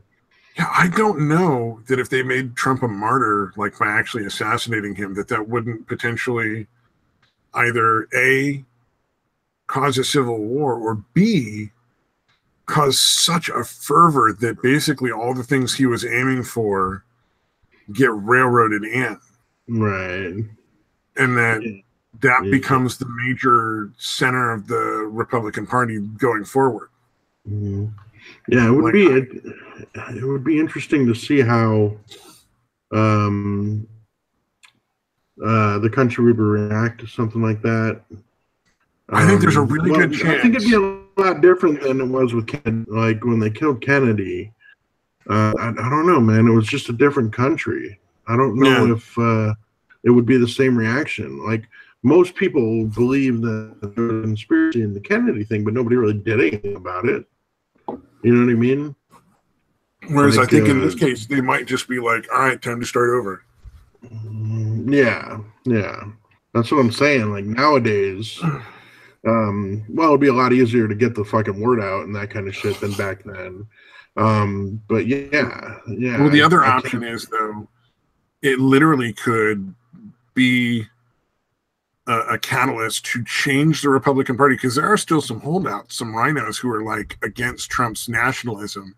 But that could be a catalyst that basically gets rid of all the globalist interest in the Republican Party, basically makes it completely intolerable to be a globalist in that party. Right. Yeah, no, I don't want to see. I don't want to see McCain reelected. Out of my state. I do not want that fucking guy to be reelected. I think there's a lot of people on the fence that might suddenly become real hardcore nationalists. Right. I think that might spark nationalism on a much, much larger scale. Yeah. I think that's a really good potential. Yeah, I can definitely see that happening, man. So there's too many really bad outcomes for the globalists and the leftists if they actually try to remove him from office at this point. Yeah, it's too uncertain. Plus, again, like, back then, Lyndon Johnson was essentially an establishment guy that they knew was going to take over, and then it was going to play ball. I don't know if you get that with Pence either. I think Pence is drinking the fucking Trump Kool-Aid, man. Honestly, he would be like Trump light. Right. He'd be a little more willing to bargain on a lot more stuff, but I think he would still be pushing for the same basic end game. Yeah. And again, back then, like Kennedy and Johnson didn't like each other. They fucking hated each other. It was basically so he had a chance to win Texas. That's the only reason why Lyndon Johnson was his fucking running mate, dude. Yeah, exactly. Whereas I think Pence genuinely agrees with a lot of the stuff Trump is doing. I don't think it's an insurance policy too, because Pence is probably he's like more moralistic than Trump will ever be. Right. Like, he'd probably reintroduce like drug war stuff, which I don't agree with.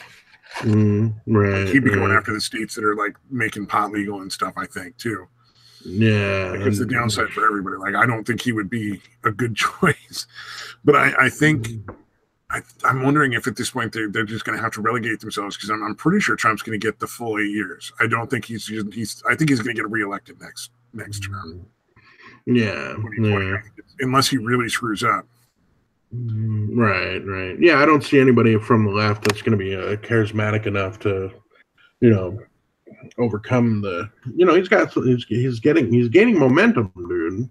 Like, people are realizing, like, holy shit, things are actually going okay, and they're not drinking the Kool-Aid anymore of the stupid Trump Russia bullshit, or any of the propaganda that's geared against him. Well, and the steel stuff that's coming back is in like Ohio and Pennsylvania and states that are. It's going to lock up like 4 states that are generally swing states. Right, exactly. Yeah. Those people are not going to be fooled by the fucking bullshit. Yeah, they're going to see the fucking smoke coming out of the stacks that fucking made their states great. And made them money and made the places good places to live.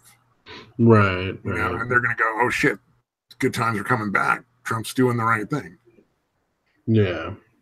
No, I would be surprised if he didn't get a second term, man. And again, barring something crazy happening, but the way things are going, I would be really surprised.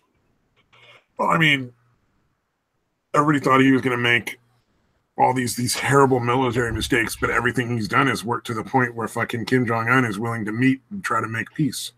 Yeah, that is pretty fucking interesting, dude. Let's see how that plays out.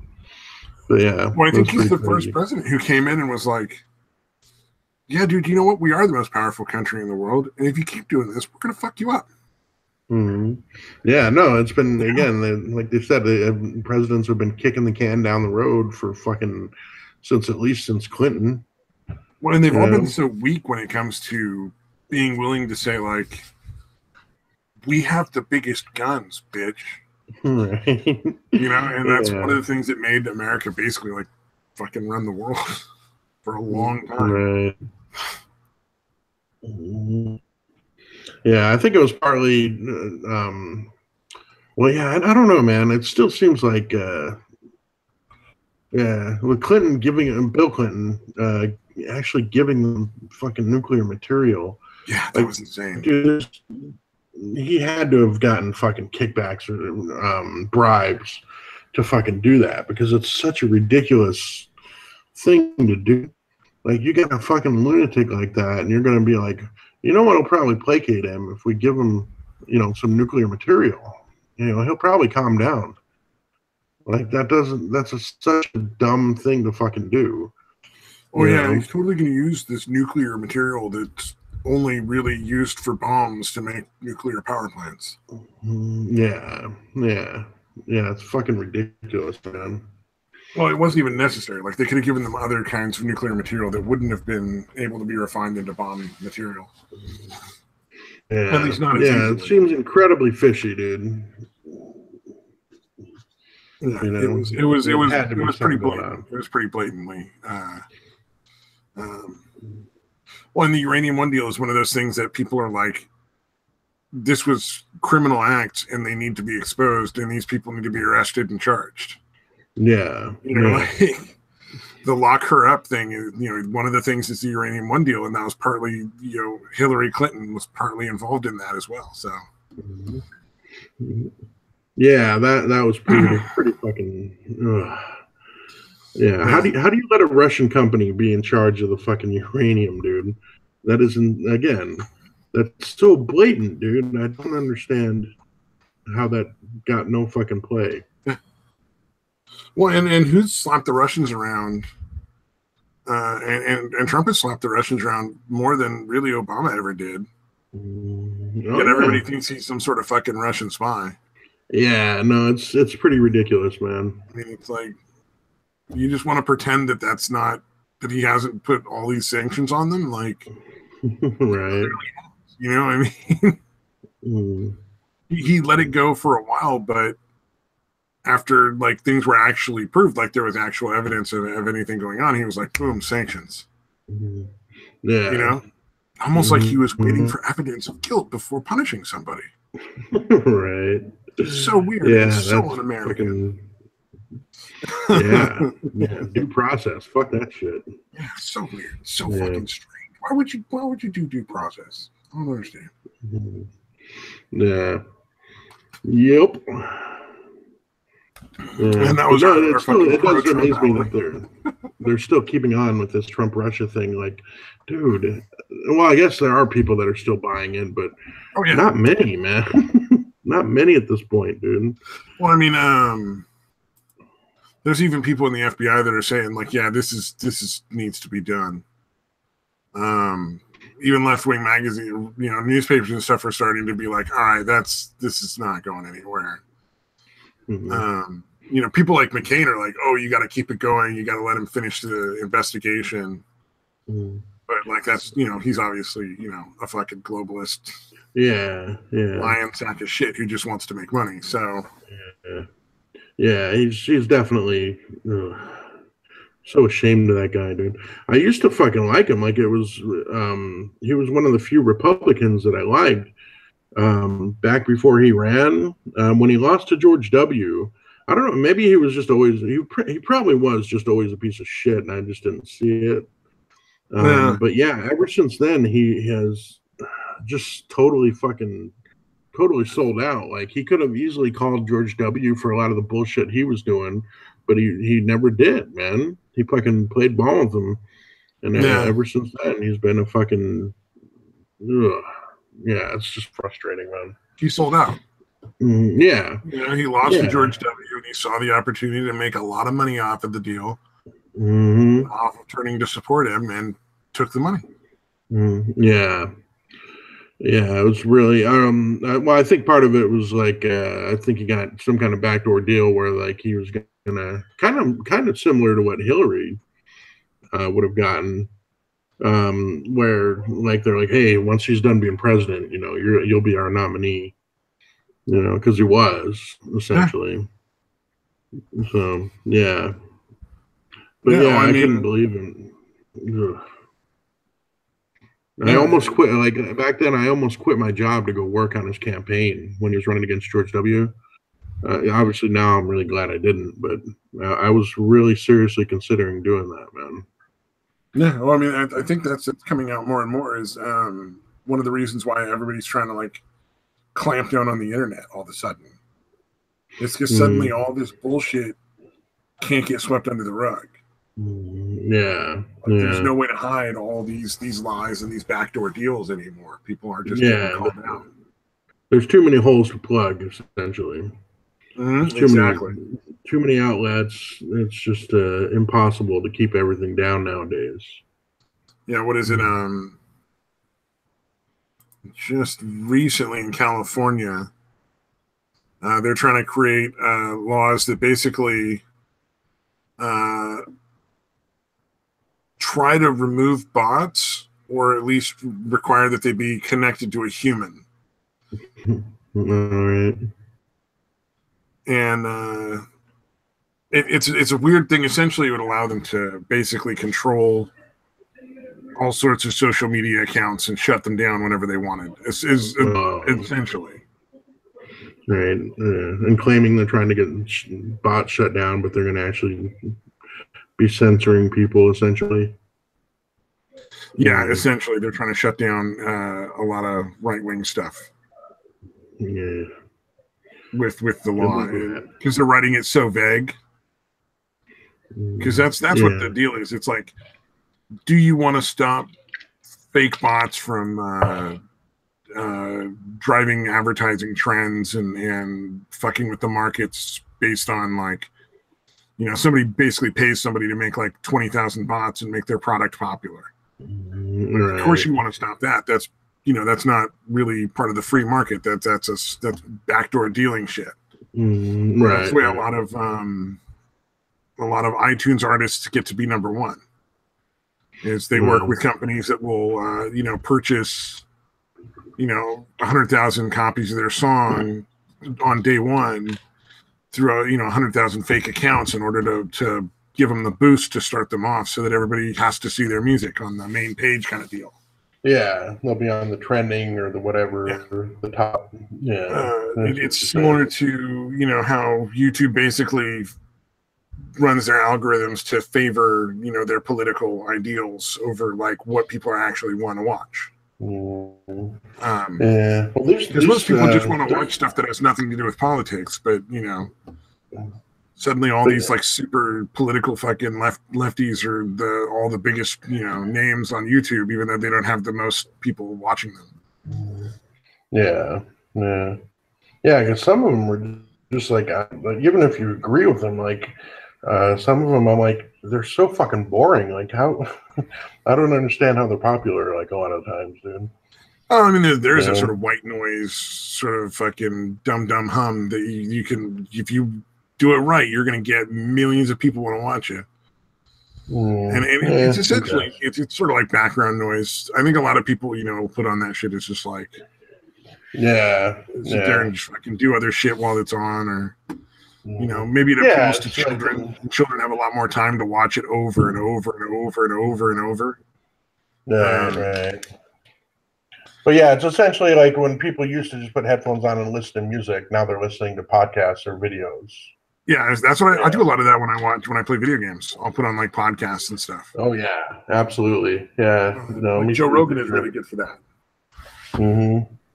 His podcast, a lot of times when he's just talking with comedians and they're not getting all political, it's like they're just having fun and bullshit and telling jokes. Right. That's the best, man. You have that playing when you're playing like some fucking Fallout 4, or you're, you know, shooting people in some like first-person shooter game or something. It's great. Yeah. No, I do that a lot too. Yeah. So that's definitely becoming a lot more prevalent. Where you're just essentially listening to it as background while you're playing video games and shit, or cleaning or whatever. You know, working out, cleaning, driving places. It's super easy now to put those on like your, you know, your whatever MP3 player you got, like your iPod or your phone or whatever. Right. Plug it in your car and then fucking just listen to whatever on like a long drive or a commute. Yeah, indeed. And I don't think that's necessarily bad. I just, you know, nobody gives a shit about TV anymore, but suddenly TV is the most important channels on YouTube, and their advertising can't get taken away, but they're taking away all the advertising from all the people that made YouTube watchable, and now it's almost completely unwatchable. You know, I find myself going more and more to other places. It's like, nah, I'm just not interested in YouTube anymore. Yeah, that's the thing, is they have the power to crush, you know, the old like broadcast networks and shit, and instead they're teaming up with them. Well, I don't even care if they wanted to crush them or not crush them. I just don't understand why they bowed to them. You know what I mean? Like, TV could have succeeded or failed. I don't give a shit. One way or the other. But I don't understand why you take something that was failing and make it the center of your business plan. Because now YouTube is dropping. You know what I mean? Like, it doesn't make a lot of sense. I don't know. Maybe their numbers aren't. Maybe they're getting better. Who knows? I mean, they took all the advertising money they were paying these other channels away. It's not going. You know, it's going into their pockets now. So, right. You know.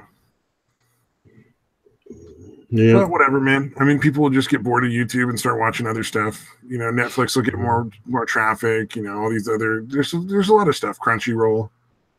You know, no, I find myself going back to Netflix a lot more now. Yeah. Well, especially the new season of Jessica Jones just came out, so I'm watching that. Yeah, I've been eking that out slow. Mm. I mean, Yeah, I know I it's can not watch going it to all in one day, but Yeah, no, it wasn't. I'm leaving my expectations a little lower just because I don't think it's going to be as good as that first season was. Just because David Tennant's character, the fucking the psychic psychopath, is dead. So like, yeah. it's just not going to be as good without him, dude. Yeah, oh, well, I'm David saying? Tennant was really good. And even though they changed that character pretty drastically from the comic, Right. it was still so much fun because of the way he did it. Yeah. No, he did a great job with it, dude. Yeah. Anybody who hasn't seen that shit, fucking watch the first season, at least the first season of Jessica Jones on Netflix. It's really fucking good. Well, I mean, I loved Iron Fist. I know a lot of people didn't like Iron Fist, but I really liked it. I haven't seen that yet. I'm gonna have to check that out. I don't know why I didn't. It was a lot of fun because I don't know, there was just like they were really good at creating tension that was believable. And it was pretty clear that they just kept the storyline from the comics and didn't really bow to the like the social justice kind of stuff. It didn't really pop up in there at all. There was no real politics at all. It was just the show. It was good, entertaining to watch. Like there wasn't some sort of fucking moral didactic nonsense being, fucking forced on you when you want to watch your comic book character. Right. Yeah, it's about time they started fucking ignoring those dumbasses, dude. When it made it a great show to watch. I mean, it was really fun. Yeah, I'll have to check that out because I know I heard them bitching about it not being an Asian character, and like, dude, in the comic it wasn't. It was a white guy. Yeah, that was the whole point, really. Yeah. Yeah, well, I mean, it's like we've talked about that kind of stuff before, but there was a news story I wanted to share. We started talking about comics. Surprised me a little bit. Well, didn't surprise me, but it was kind of shitty. So at the Emerald City Comic Con, all the industry mixers were essentially like people that want to be working on comics, and some of the people that actually are working on comics go to like events together, essentially like parties that they hold. Right. But they're not allowing any white males in any of the parties. Wow. So it's all industry women and genderqueer mixer, industry LGBTQIA mixer, industry people of color mixer. So none of them allow any white males. Wow. Image Comics writer wishes combat veteran had died while serving. What the fuck is wrong with people? Wow. Yeah, I'm disappointed that they choose to be divisive in an industry that has seen enough divisiveness as it is. The source said, "We are not our race or gender or sexuality. We aren't we a sum of our parts?" Or as MLK, Martin Luther King, noted so famously, "Isn't it the content of our character that should be what counts?" Yeah. I don't understand. Yeah. It's amazing that they even... it's really frustrating, man. To watch the something I care about like that get so fucking railroaded by this fucking identity politics bullshit, dude. Yeah. Oh, and so they actually asked the people running the Emerald City Comic Con mixers. So if I'm white, cis, and male, where can I go for an industry mixer? And then their actual response was, "Hi there, we do not have a specific industry mixer for your category this year." Jesus, dude. And then it goes on to some other story. Something about Oprah that I don't really care about because she talks to God or something. I don't know. I don't understand. Yeah, it's amazing. It blows my mind that there isn't a lawsuit yet. Like there should be, because that is racial discrimination. There has to be, dude. There has to be. Somebody needs to file a suit against them and sue, because at that point they're specifically excluding one race and one group of people. Yeah, and it is based entirely on race. So yeah, exactly. It violates the law. So I mean, you have to fucking call them on it. Right. Yeah, either that or you would literally have to fucking have legislation go through Congress that says you can't discriminate against white people or something. Like, you know what I mean? Like, it's not discrimination if you're discriminating against white people. You know, and I Well, just there already see is that. legislation that says you can't discriminate. Oh no, you're saying they would have to have a new law that says it's not discrimination as well. Okay. Yeah, yeah, and that's just not, you know, Yeah. I can't see that happening. Well, not since Hillary lost. Right, right. Yeah, there's no telling how much bullshit was avoided by Hillary not getting elected. It I really think is they'd be tough to doing say a for lot more sure. laws like they have in Florida, where they're essentially gun confiscation laws. That the one they just passed. Mm-hmm. Where essentially all that needs to happen is a police officer or a family member basically just goes in and says, "Yeah, I think that guy's crazy. Take his guns," and they do. Mm.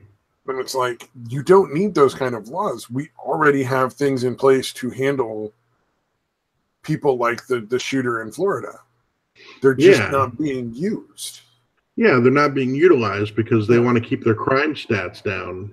Yeah, Fucking idiots. 5150 is a 72-hour hold. They have them in every state. It's a 72-hour psych hold where they basically pull the person in and have them evaluated. And had they given that kid a 5150 and had he been evaluated by any competent psychiatrist, he would have been institutionalized. You know, I mean, this kid was it should have been clearly obvious. not safe to be out in the public, but they had people who were basically evaluating him politically and not based on mental health criteria. Mm-hmm. Yeah, yeah. They were looking at the politics of it and the money involved, and we get more money if he's not in a mental health institution, kind of thing. And that was the problem. I mean, then they weren't even basing their evaluations on reality. They were basing it off of stuff they just kind of made up. They're like, "Oh, well, he's safe because he lives with his family and goes to school every day," both of which were untrue. And they were untrue. They just said it was true because they wanted money. You know what I mean? Yeah. They did not want to charge them because they wanted their fucking crime stats low because they get more fucking money. Yeah. See, there shouldn't be any fucking laws or any fucking stipulations like that, dude, that are going to lead to abuse like that. It reminds me of there was a story out of, huh? I was gonna say there's no clear method for how people are supposed to get their guns back if that turns out not to be a righteous hold. Right. So with the new law, like, so if they take your guns, there's no real way that you're supposed to be able to get your guns back if they don't actually have any grounds to take them in the first place. Right. It's like once they've taken them, they're just gone, and you're shit out of luck. Oh, hey, what's up, Max Burr? Hey, we actually have somebody watching. All right. Well, he was there for a second. I don't know if he's still there. No. The thing is, said 0 viewers for a long time, even though I'm watching the chat, so I have no fucking idea. Shit. But no, the way that they do that, you know, where they get more money if there's less crime or whatever.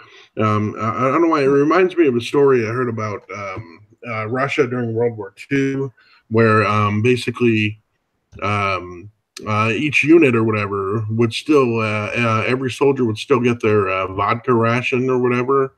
Like no matter what, even if they didn't get food, everybody got their vodka ration for the day. So there was this one unit where the guy just stopped reporting the casualties and essentially was claiming that everybody was still alive in his unit. So they could get a lot more vodka? So that the ones that actually were still alive would get a hell of a lot more vodka.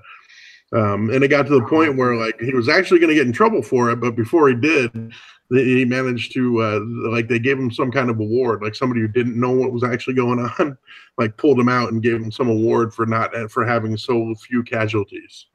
Oh no! Yeah. And then afterwards they were like, "Shit, we can't admit we're wrong." Right? Yeah, I just thought that was fucking amazing. Like holy shit, dude! Yeah, just so you essentially get more vodka. He's claiming that nobody's dying in his fucking platoon or whatever. Yeah. Well, I mean, essentially the problem with Florida is they don't need new laws to make it easier to take guns. They need to clean up the corruption that's already in their system that's preventing the laws that are in place to protect them from being used to protect them. Right. I think that's the concern. Yeah, it's pretty fucking. Yeah, it should never have gotten to the point where somebody's going to be like, "Oh, hey, make sure we don't arrest anybody unless we absolutely have to." The county gets more money if we have less arrests. Yeah. Well, because I don't want them to arrest people unless they absolutely have to and have evidence to arrest them. But no, but I mean, in this case, how many times was it? What was it, like 30? How many times have they said they had been to fucking visit this? They said it was like 39, but I think it was like 45 or some weird shit. I don't know. Yeah, even if you went with a bullshit estimate, it was way too much, and it's something should have fucking been done. It should have been recognized as a problem. But again, they want to keep their fucking stats. Well, my point isn't that they should have arrested him. My point is that there are psychiatric laws already on the books.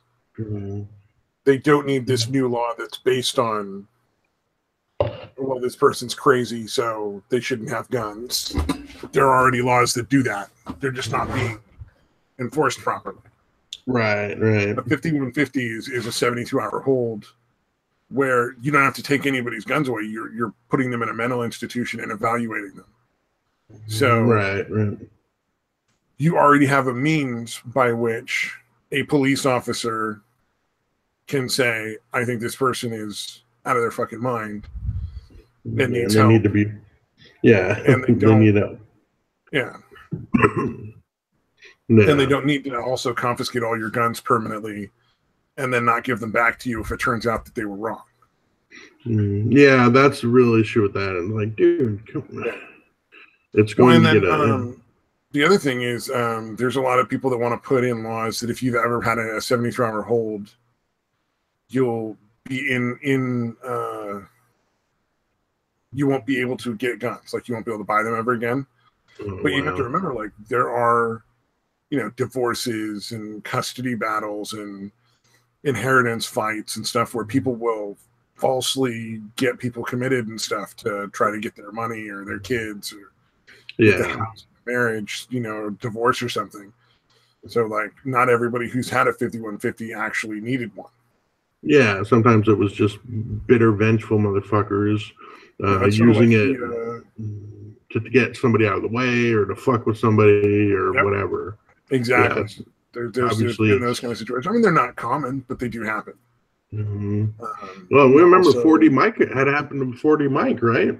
No, that wasn't a 72-hour hold. That was the guy claimed that people were abusing him, were beating him up in the house or something, and that they were violent towards him. Oh, right. So basically, everybody was kicked out of the house for like a week or something while the judge. It was like an emergency restraining order, so everybody had to leave the house, and that guy got the house for like a weekend or like 4 or 5 days or something like that. Right. But still, it's the same general thing, dude. Same concept, just different application. It's not a mental health thing. It's an order of protection. Yeah. Oh, pardon me. Either way, it's like the other one that they wanted to do was make it so nobody on the no-fly list was allowed to buy guns. That would make you like incapable of owning a gun. It's like, but not everybody on the no-fly list is a terrorist or dangerous. Sometimes they just mouthed off to a fucking stewardess or something, and it was just the wrong time of, wrong political climate to do it during that time. People with tense kind of deal. Where they tried to put one guy because he refused to fly. Like, they wouldn't let him. I forget what it was. Oh, they wouldn't let him go through and not do the X-ray machine and just get searched or something. Like, they got weird about it. And he was like, well, then I'm not going to get on the plane. I'll just go home.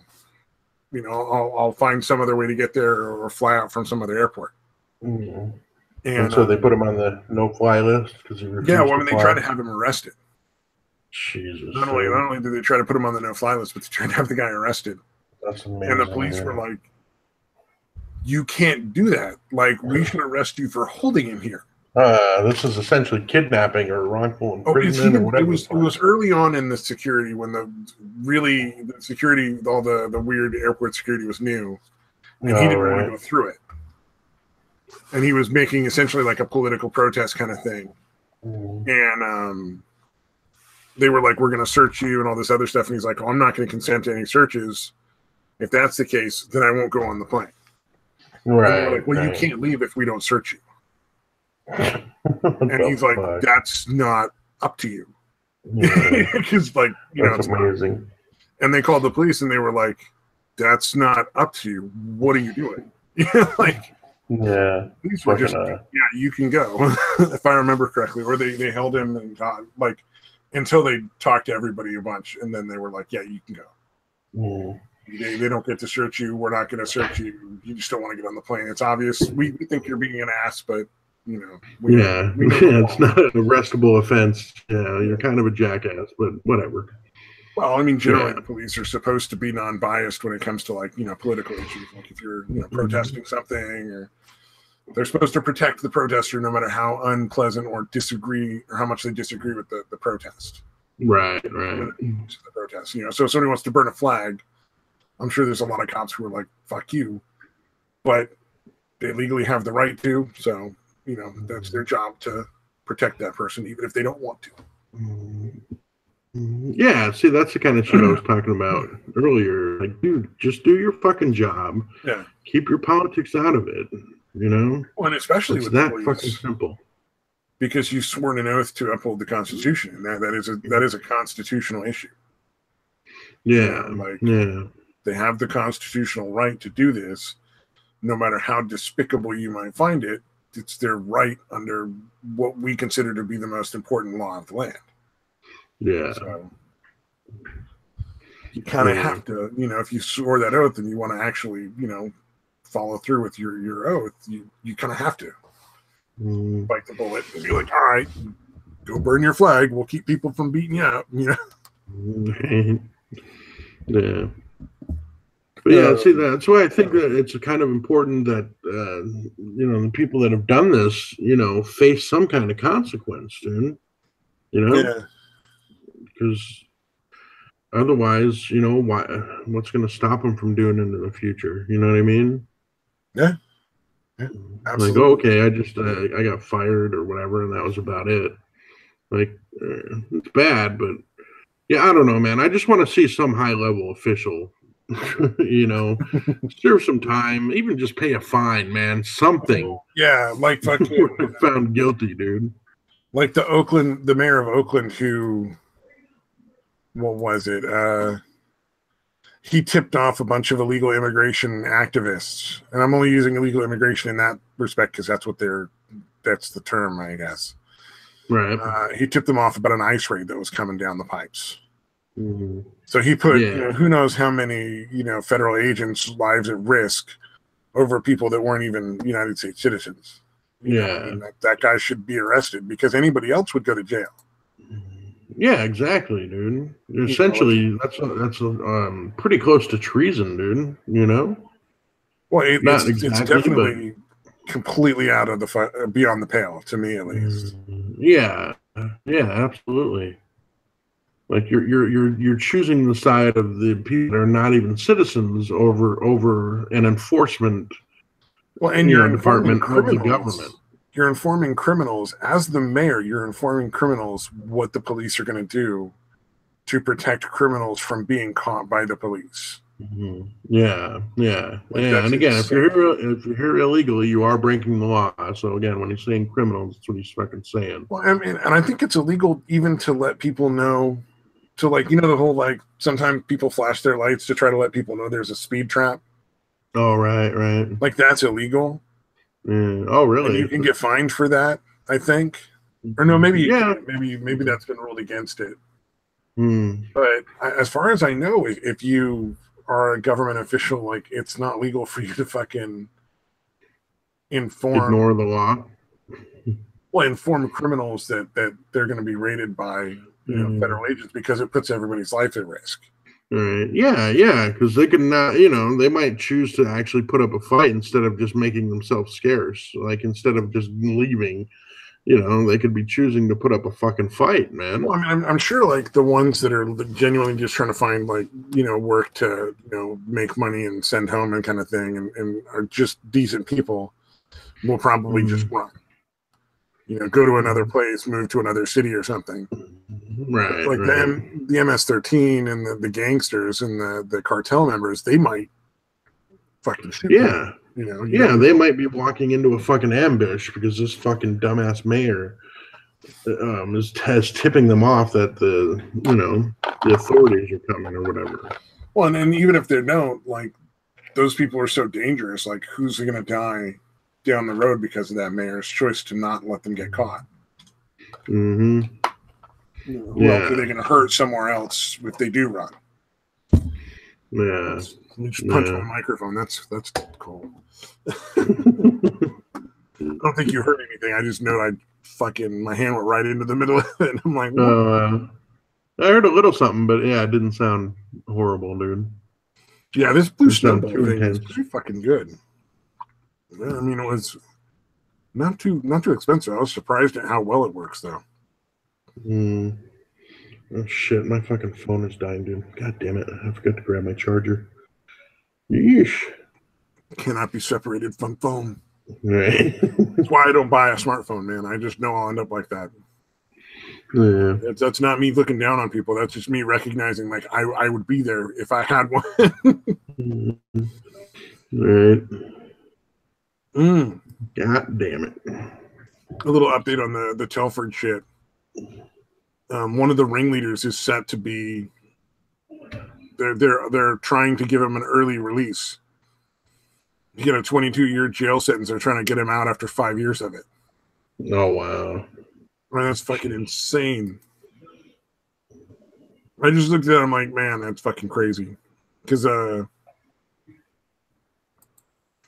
my train of thought here, I was thinking about that stuff with Pettibone and the little Canadian girl, Lauren Southern. And, Lauren Southern, right.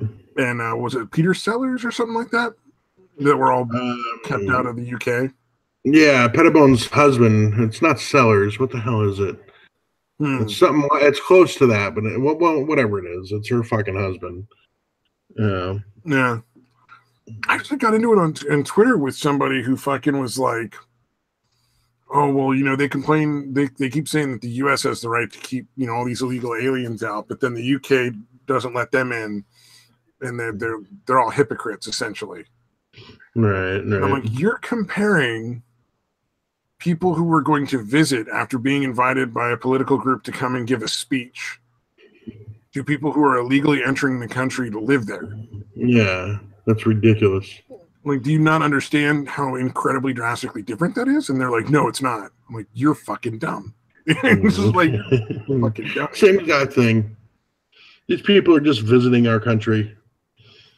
Yeah, it wasn't even it wasn't that they were trying to argue that the illegal aliens were visiting. It's that they were saying that was the same. Right. As far as like, you know, of like that's there's no difference between blocking people for political reasons from just visiting. Yeah. No, I could not believe that fucking happened. Like, really? Not only did you turn them away, but you actually detained them for a while before under the terrorist fucking laws. turning them away. Under terrorism laws. And then there was this big to-do because Tommy Robinson, you know, incredibly outspoken, basically, you know, British nationalist. He's sort of like Trump, but British. Right. And not rich. He's like the working class British Trump, I guess. I'm sure anybody who's fucking listening probably knows who Tommy Robinson is. But definitely look into him, because if you hear him tell his own story, it's fucking insane. That he's not a hate monger is amazing. That he's managed to stay such a reasonable person after everything he's been through and not become incredibly prejudiced and racist and hateful. Yeah. Is amazing. Yeah, especially after getting attacked by the fucking Antifa mob there. Like, well, I mean, no, that's nothing. I mean, they put him in jail, dude. For the stuff he was doing. They put him in jail, and he was getting beat up by fucking Muslims in jail all the time. Holy shit, dude! Like they were going to kill him. The Islamic gangs in the jail were trying to figure out a way to kill him. Jesus, dude. And that he came out without being this incredibly hateful person. I mean, they paint him as that, but he's not. I mean, he's a very reasonable man. Yeah, no, I follow that dude. Yeah. He's extremely. He's well spoken. He's reasonable. He's very rational. Seems like a nice guy. Right. That he went through all the stuff he went through. You should probably look at it. I'll see if I can find some of the videos where he talks about that. Because it's insane. But no, he decided to give the speeches that those people wrote, or that guy wrote, the speech that guy wrote on the speaker's corner in the United Kingdom. And it's like it's a tradition that anybody can go there and say anything they want. I think it was like pretty constant riots for like 5 years, way back, like historical riots, essentially. Right. Get that right, essentially, like for the citizens before they had any kind of democracy. So it's like a 500-year fucking tradition, essentially, that speaker's corner, anyone can say anything. Yeah, it's been going on a while. Yeah, but and once Muslims get involved, then all that shit goes out the fucking window. So there was essentially like there was some police people that wanted to try to stop him. There was some Antifa people that wanted to try to stop him, but there was enough of a crowd that they couldn't. Right. Like enough decent people came to listen because of, they were like, you can't just decide that people you don't agree with politically are terrorists and not allowed in our country. That's not what we want. Yeah. So they all went down to hear the speech. And he managed to basically, he was able to give the speech. So that was definitely a big win. Yeah, that's awesome. Yeah, that brave motherfucker, man. Yeah, fuck yeah, dude. Yeah. Antifa's crazy in Europe. Like, they're bad here, but they're way worse there. They lit fucking cops on fire. I mean, they were throwing firebombs at the police. Like, what are they going to do to fucking Tommy Robinson, who's not even a cop? Yeah. Yeah, no, that's insane, man. It's that fucking inherited guilt thing, man. It's got to be way worse for Britain, dude, considering how much they rampaged throughout the fucking world. It's like the tradition that the British suffer in silence, essentially, is what they were saying. Like, he and Sargon were talking about it. And they were like, it's just sort of like a traditional, like, you just keep your head down and you deal with whatever you got to deal with and just keep going. You don't break, but you don't make a fuss. It's sort of like the cultural thing over there. And so it's getting to a point where it's like they're losing their country. Kind of thing. They're losing their country to, Islamification because they're not speaking up. And they need to speak up. That's got to change, or you're going to lose, the country is going, your whole fucking, history is going to disappear. Yeah. The whole way of life, that whole way of life is going to disappear. Well, yeah, I mean, if you look at any of the countries in the Middle East that suffered the same kind of thing through Islamification, like Iran was like basically like a first world country in the 70s. Yeah. And now it's it's a hellhole. Yeah, you've seen what happens. It's been pretty well documented what happens. Dude. Yeah. But I mean, I'm just saying, like, when you see that that's happened in all these other countries around the world already in the Middle East, not around the world, but in the Middle East. Yeah. That's what happens. It's been allowed to flourish. It's been terrible. So hopefully these are signs that people are starting to wake up. Like, I kind of feel like that more and more people are waking up. I think more and more of what's going on is people are being fooled by a lot of people who don't belong in their country's opinions. Right. Does that make sense? So when they're, doing these polls or when their social media is going through, a lot of the people are like pushing these left-wing agenda. I think a lot of them are bots or illegals or otherwise, politically motivated by like Islam and that kind of thing to push an agenda that really they don't believe in either. Right. I think that might be a lot of what's going on. And so it seems like there's more of a push but I think it's waning a lot more than it seems to be. If that makes any sense. Yeah. Although, get up with a tinfoil hat, put it on, keep the aliens from reading my brain. Well, no, it really does seem like the authorities are behind this, though, dude. It really does seem that way to me. Yeah. Like, I don't. I literally like. I actually kind of think that's that it's a possibility that they're getting so much money from the Middle East, from these Muslim countries, that part of the deal is that you kind of turn a blind eye or you're overly tolerant. Yeah, well, I mean, they already have armed of them, and you kind of let them take it over. It's almost like they're selling out their I wouldn't be surprised to find out they literally are selling out their country for how much money they're getting from these Middle Eastern countries. Well, and it's all money that's basically being bled out of countries because we allow it. Like, we're willing to let them bleed us out. Right. Because oil is not sold based on its value. Oil is sold based on its projected value. And then we're charged based on that projected value, but that projected value never happens. So you're paying, we'll just say for the sake of the numbers, you're paying like $4 a gallon for gas based on the projected value of that gas in like 4 years. Yeah, that's crazy. Realistically, it's never going to go more than $1 worth of value for that gallon of gas. So you're getting charged $3 based on their predictions that they're basically just pocketing pure profit. Right. Yeah, it's really bizarre how that whole fucking thing and works. It all starts off in the Middle East, and OPEC and stuff like that basically fucks us. And like if we were going to go and start wars for oil, we would destroy Saudi Arabia. Like that would be the place to go to start, because if we took out the Saudis, that would basically bankrupt the rest of the fucking Middle East. Yeah, no, they definitely have a lot of fucking fucking huge influence, dude. Yeah. Well, I mean, yeah, that's where most of the Wahhabism comes from. So, and that's the really dangerous sect of the Islam is the Wahhabists. Yeah, like the extremist version or whatever. Yeah. That's where a lot of the funding basically for Wahhabism comes from, and they're basically that's like the front to lure people in and trying to take them over, kind of thing, from within sneakily. Lots of money to the people who are in charge, so which is one of the various methods.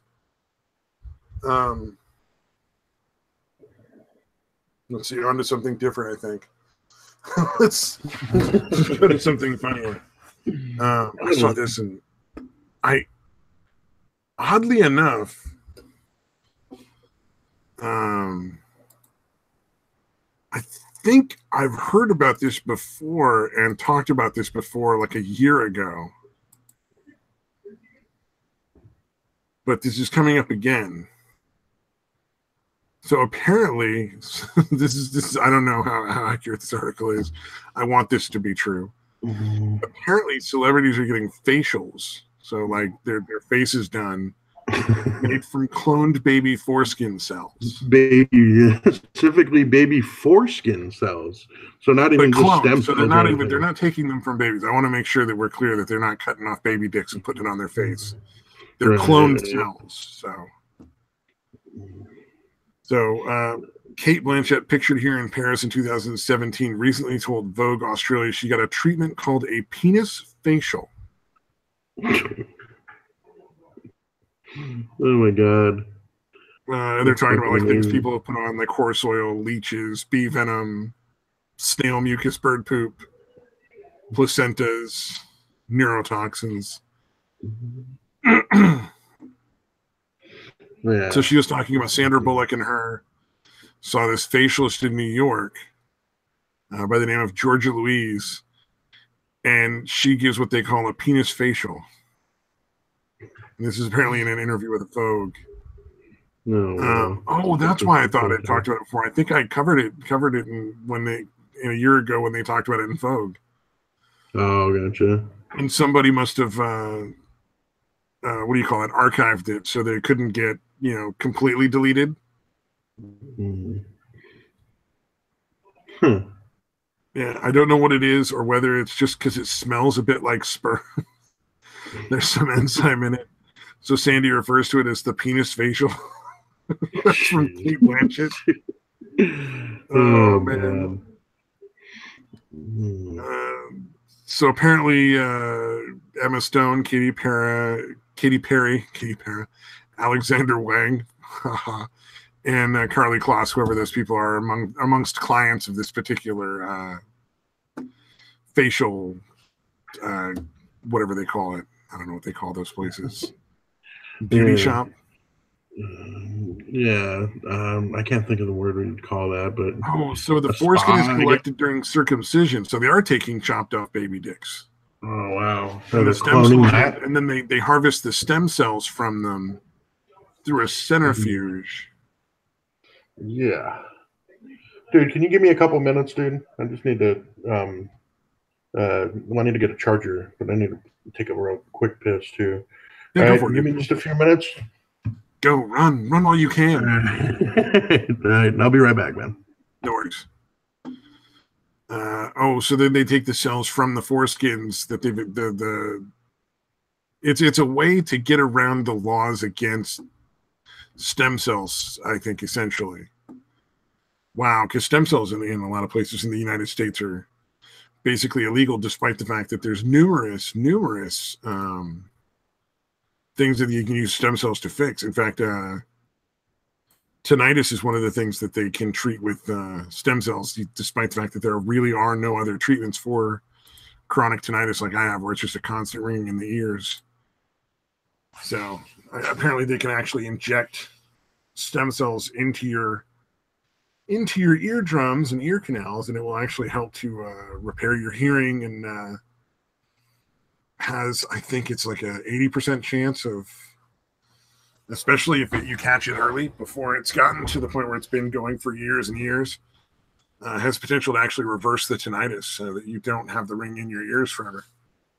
So, but it also can be used in a lot of spinal and joint issues. So like they can fix people's hips with stem cells. They can fix a lot of spinal back pain issues with stem cells. So it's kind of unfortunate that it's so illegal to use all these treatments, but they've been used and they're not 100% effective. It's not some sort of fucking magic wand that you wave over somebody, but with some injections, a lot of people can experience substantial reductions in like back pain, hip pain, knee pain, wrist and elbow and all that kind of stuff. So it's kind of bizarre that we allow these ladies to take chopped off baby dicks, harvest the stem cells, and then clone the stem cells in order to get like fucking the wrinkles out of their fucking face. But like, the average Joe who fucking has a fucked up back from working in the factory, or, fucked his knees up playing football in high school, can't go get a fucking cloned stem cell injection that doesn't involve chopping off any fucking baby parts first. Yeah, they're basically, they harvest the stem cells from your own body. They take some cells from, I forget where, but they can then cause them to generate some stem cells that they can then clone and inject back into yourself. So you're basically getting your own cells injected back into yourself. But they're more effective at repairing the damage that's been done in a lot of cases. Of course, I heard this all from Joe Rogan, so this could all be fucking weed-induced nonsense. Entirely. Let's see here. Well, I thought this was kind of interesting. Some poor kid, and I didn't realize this is kind of fucked up, that these schools essentially like shut down for the walkout and didn't offer classes. So this dude was like, I don't want to go walk out, and I don't want to go to the where they had like a independent study room or something where all the kids were, and they basically were like, the teachers and the administration had made it very clear that if you were in the independent study, you were supporting gun violence and you were supporting the murder of your fellow fucking students and shit. And so this dude was like, then I'm not doing either, because I don't feel like I should have to be participating in whatever the fucking school's opinion of politics is. And they actually suspended him for it. So it was kind of weird. They claimed it because he didn't follow instructions and all this stuff, and he's gotten a lot of shit on social media, of course. But gotta have a little respect for that dude. You know, fucking say, hey man, I don't agree with either side. I'm not gonna fucking join your little walkout, and I'm not some fucking gun nut. Can't argue with that. That's a pretty rational fucking way to look at it. Yeah, sorry about that, man. Oh yeah, no worries, man. I covered. I had articles to go with. Right on. Twitter has fed me many bizarre articles, so I am always ready to go for shit like that. Yeah, they always come through for you, huh? Some wacky shit. Twitter. Well, I was talking about the kid that got suspended because he didn't want to participate in the gun walkout. Oh yeah, walkout. Yeah, he got suspended because he was like, I'm not pro guns. And they basically made it clear that if you stayed and went to the study hall, and he's like, well, I'm not pro gun, and I'm not anti-gun, and I'm not going to participate in your political fucking agenda. And I refused to do either, to either leave the school and go do the protests or join the independent study and be for guns. So he essentially was like, fuck you. Yeah, I choose option C. Dude, it seems like they're opening themselves up to a fucking lawsuit. Well, they are, because schools are funded by taxpayer money. They shouldn't be forcing their politics on anybody. Mm-hmm. That's really inappropriate. They really shouldn't even be participating in politics other than to promote, like teachers getting more money or something like that. Like, that's really inappropriate for them to be involved that way, in my opinion, because I don't think they should. Where did that? My tax money happen? I forget what. I already deleted the article. Shit. Oh, okay. Yeah, don't worry about it. Because I can't pull it back up. Yeah, no worries.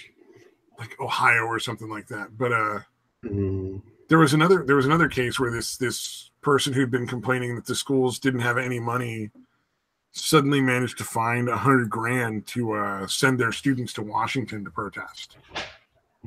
Jeez. And it's like, well, if the school's so fucking poor, then what do you have this $100,000? What the fuck are you using this for a protest? That's totally unacceptable, Yeah, no, that's way fucking out of line, dude. And it's from the school budget, so I think there's probably gonna be some lawsuits coming from this stuff, where people are gonna be like, you can't throw our tax money away on your own personal political agenda because you are in charge of a school. Yeah, I would hope even if you agreed with the fucking political stance, you'd be against that shit, dude. That's pretty ridiculous. Yeah. Well, and they it's sort of like when a lot of people in California went after the Mormon Church after Proposition 8. Oh, right. Proposition 8 was basically entirely funded and pushed by the Mormon churches, the Church of Latter-day Saints.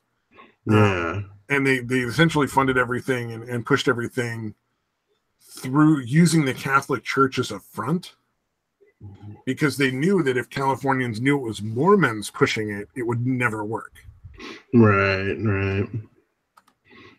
But afterwards, there was a substantial number of groups that basically were making the argument that said, hey, if the Mormon Church can participate in making laws, then they're no longer separating church and state, because it goes both ways.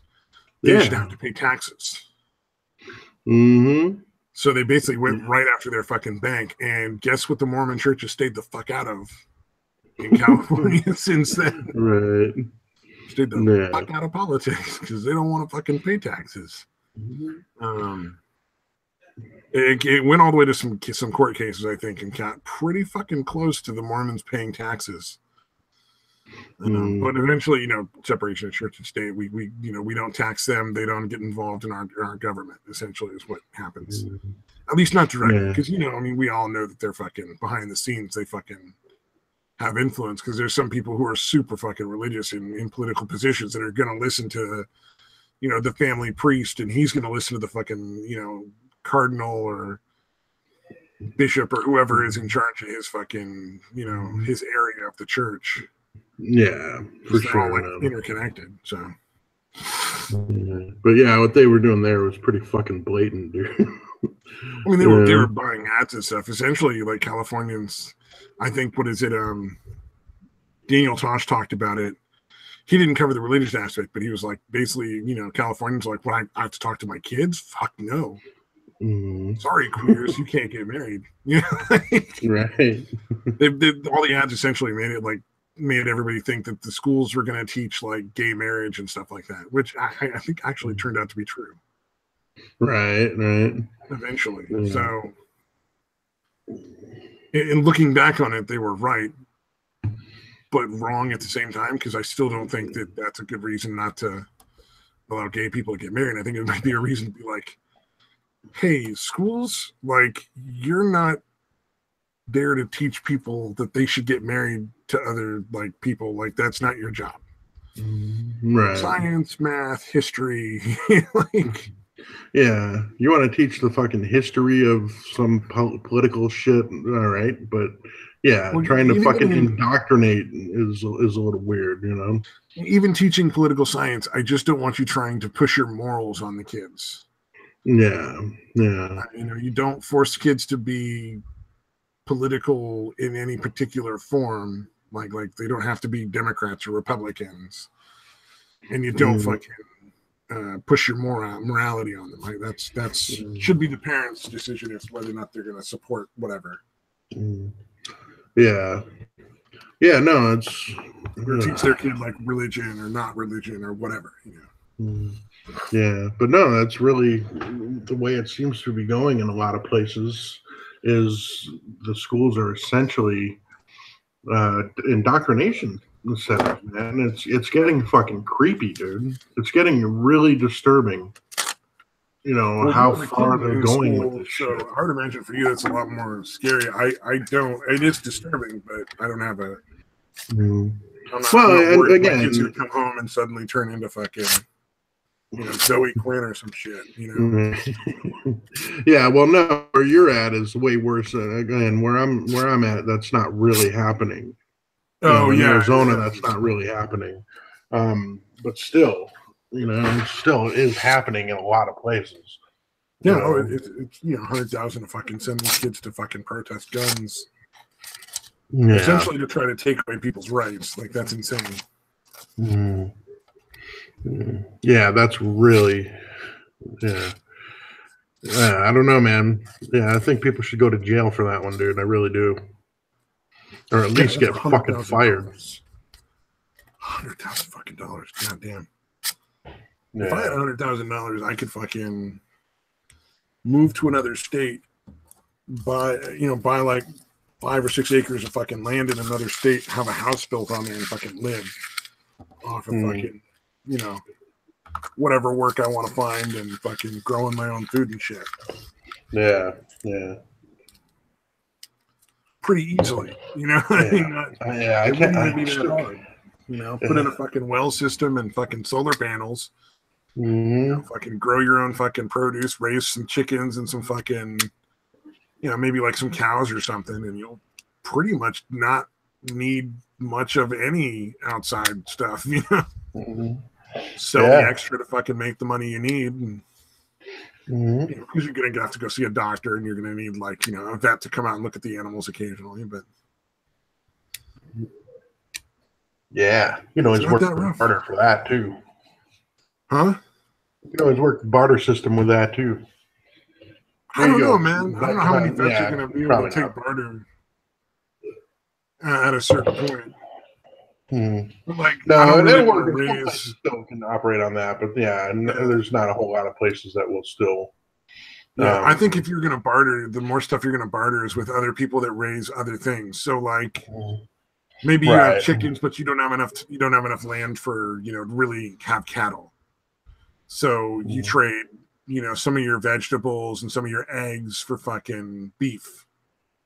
You know what I mean? Like, you can up a, you know, You get like 20 or 30 fucking jars of whatever vegetables you had a lot of that year, and trade it with somebody for a fucking side of beef that you're going to keep in the freezer.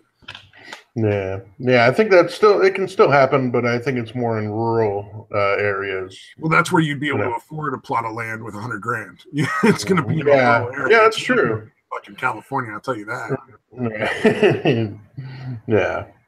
Yeah. Probably someplace in Montana or something. That's close enough. If I were going to do it, I'd look into Oregon. I'd look into Idaho. Potentially, Montana might be good, but Montana's more like you have to want to raise cattle and you want a much bigger piece of property that's not really good farmland. Yeah, you'd need a huge fucking... Wisconsin might be, but even then it's still cattle. Right. A lot of dairy farms.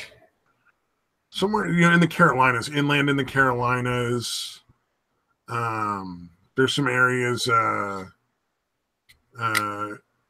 northern parts of Texas, I think. It's not like I've looked into this and actually investigated what areas will do that substantially. Not at all, huh? Nope. And I certainly haven't looked into things like, the fact that Iowa has very little in the way of building codes in rural areas. So you can cut a lot of corners that are not going to make your house unsafe, but will save you a lot of money.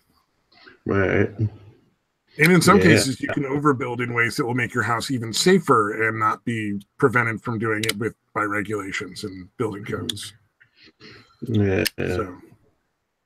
So Idaho's the place to be, huh? It's a fairly good place. Their building codes are a lot more lax. They're a lot more conservative. A lot of good area to farm if you pick the right area. That's the main thing. There's a lot of people who think, there's really good farmland in Iowa, so they just buy land anywhere, thinking that they can just farm anywhere, and it's like that's not how that works. You need to actually pick an area that you can, actually has good soil, good drainage, isn't filled with rocks. Yeah, or hasn't already been farmed out, Yeah. Well, if it's been farmed out, you could rebuild the soil. You just, depends on how you do it. It's like some plants will put more of the things you need back into the soil. And if you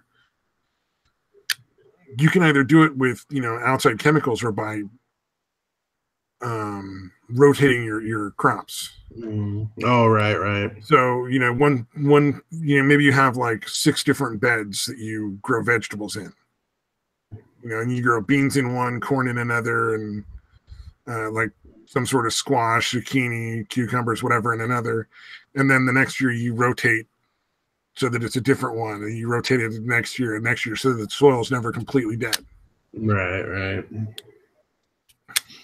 And I'm using like the 3 sisters there, I believe. It's like squash, beans, and corn can all grow in the same fucking field, actually. So you don't actually have to rotate those, but some plants put nitrogen in the soil, some plants need nitrogen, so it's all about being aware of how they You're right. Yeah, if you know what you're doing, you're going to be able to pull it off. Yeah. And if it's farmed out, you might have to come in and like add a bunch of fucking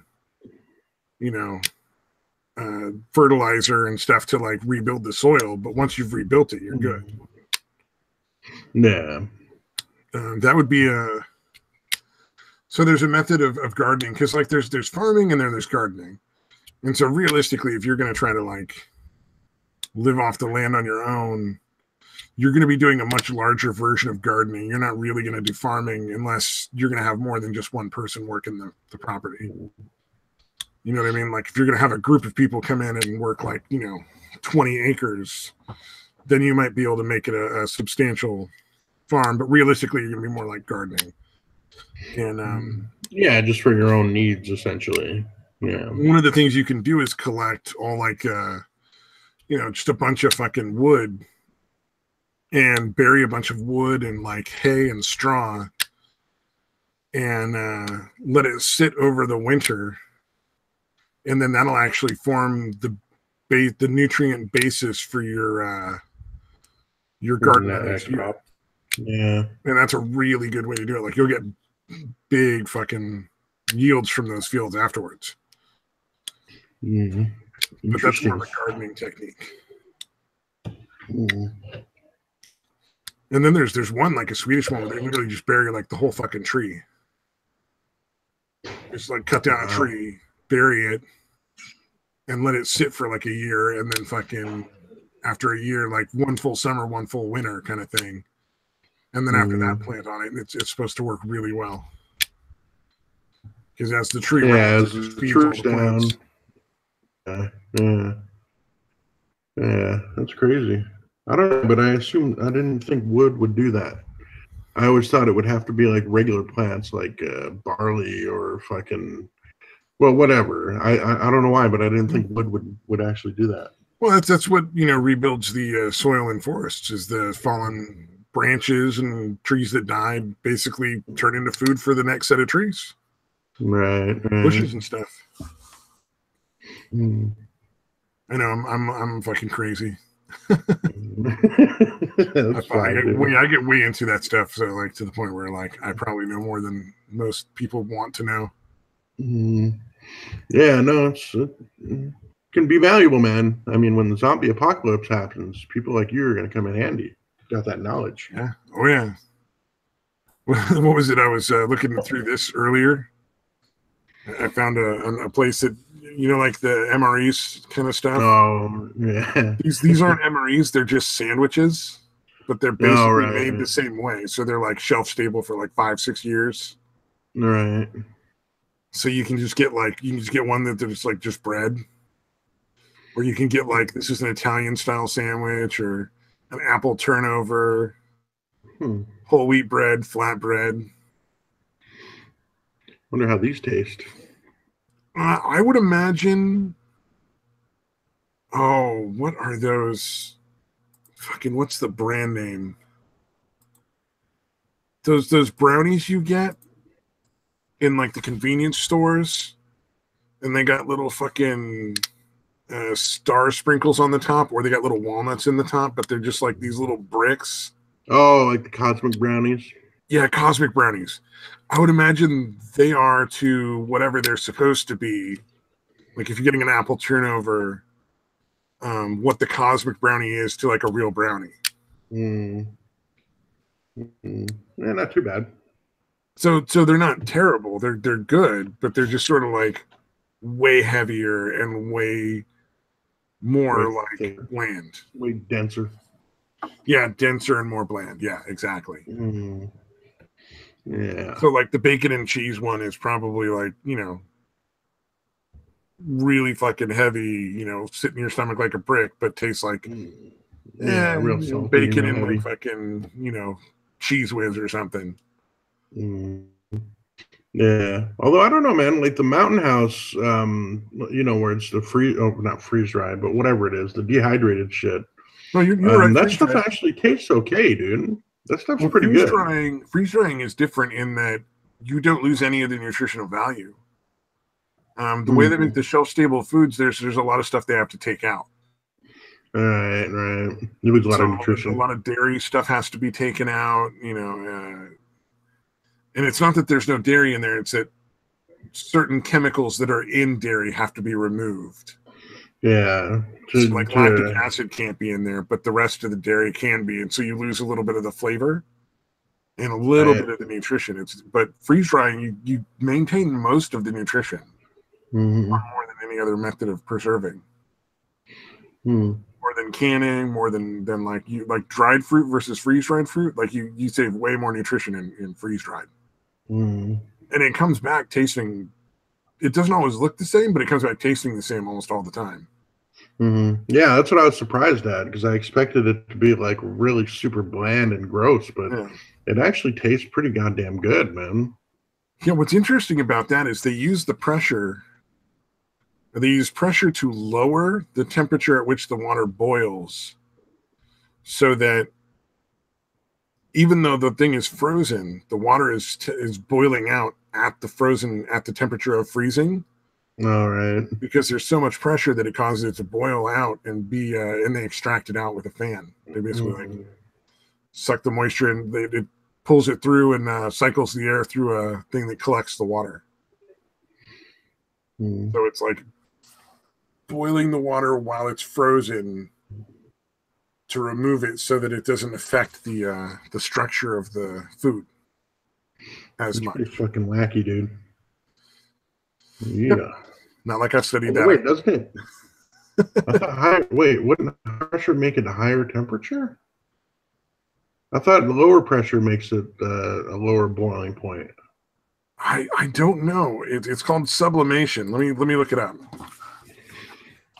Yeah, because I know like when you're up on like a really high mountain peak, water will boil at a lower temperature, and that's because again there's less pressure.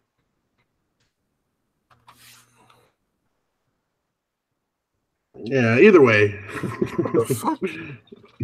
Whoa, dude. Sorry, my fucking search engine. I'm putting in. I had it in sublimation, and then I typed in freeze. Oh, I must have pressed something else because it changed it to like fucking free press or something all of a sudden. Yeah. Here we go. Yeah. No psychology. I don't want to fucking know sublimation and psychology. Oh, it's not that it boils. It's that the water shifts directly from being a solid to or a liquid to a gas. Oh, okay. Or from a solid directly into a gas somehow.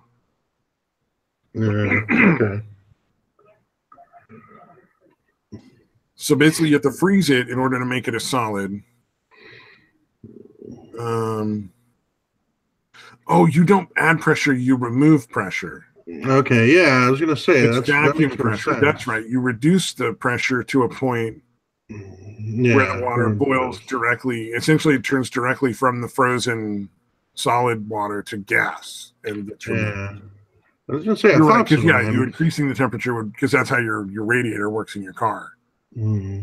And I should know that because I fucking learned all about that shit when I was fucking learning about cars in school. Yeah, don't worry about it, dude. Oh man, that's you knew there was pressure involved, a different pressure involved somewhere, dude.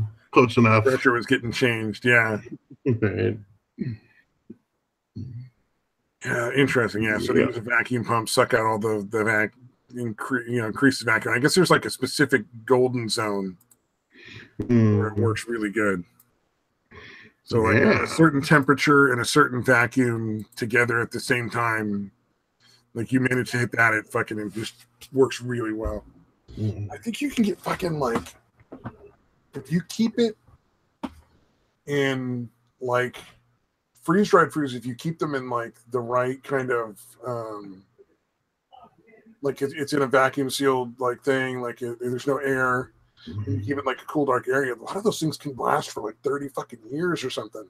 Yeah, it's crazy, man.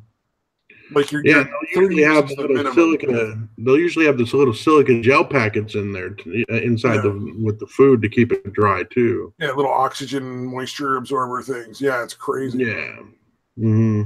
But like the stuff they make, like the MRE stuff, is like 5 to 10 years at most.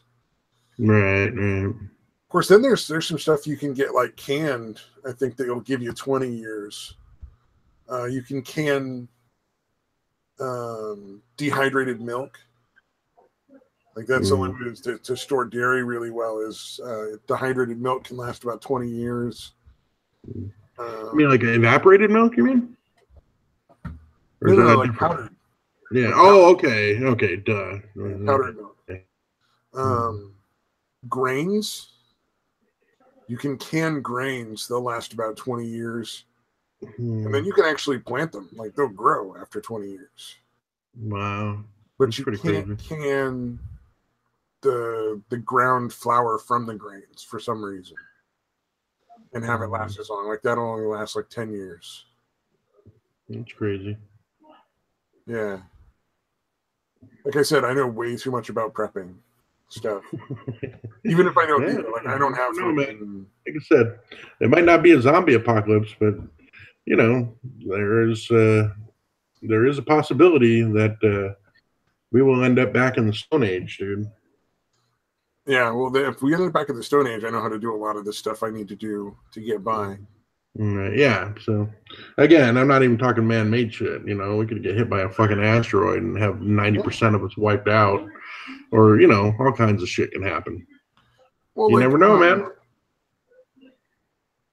the way I look at it is, like, you know, your house could burn down, you lose your job. Having, you know, I mean, if you lost your job, having enough food to survive on for, you know, a couple of weeks or even a month or something would be huge. And helping you to like not lose your house or something, because you'd have more money to pay rent and keep your house going until you could find a new job. So, you know, it depends on how you prep, because there's a lot of preppers who are like, they're fucking burying food everywhere like squirrels, right? But it's nothing that they'd ever fucking eat. Like they got, you know, hundreds of pounds of beans and rice and nothing else. Right? But like, I think, you know, collect the foods that you normally eat, just have more on hand so that, you know, if there's an earthquake or a flood or some other natural disaster and you can't go buy food at the grocery store, you still have all the foods you normally have for, you know, a couple of weeks or something. Yeah. I'm not gonna get sick of eating nothing but fucking beans and rice or whatever. Yeah, exactly. Like, I love sardines. Sardines are super good. So I have, you know, a bunch of fucking cans of sardines. And I just, you know, first one in, first one out. So I just, you know. I still haven't tried those. My dad loved sardines on toast, dude, and I never tried it for some reason. Fucking good. So fucking good.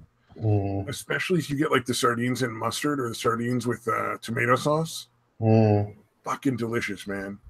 Yeah, I gotta try that. Although my dad also liked Limburger cheese and shit like that too. So well, they're like they're less fishy than tuna. They're like a lighter, less fishy than tuna taste. I like tuna. So,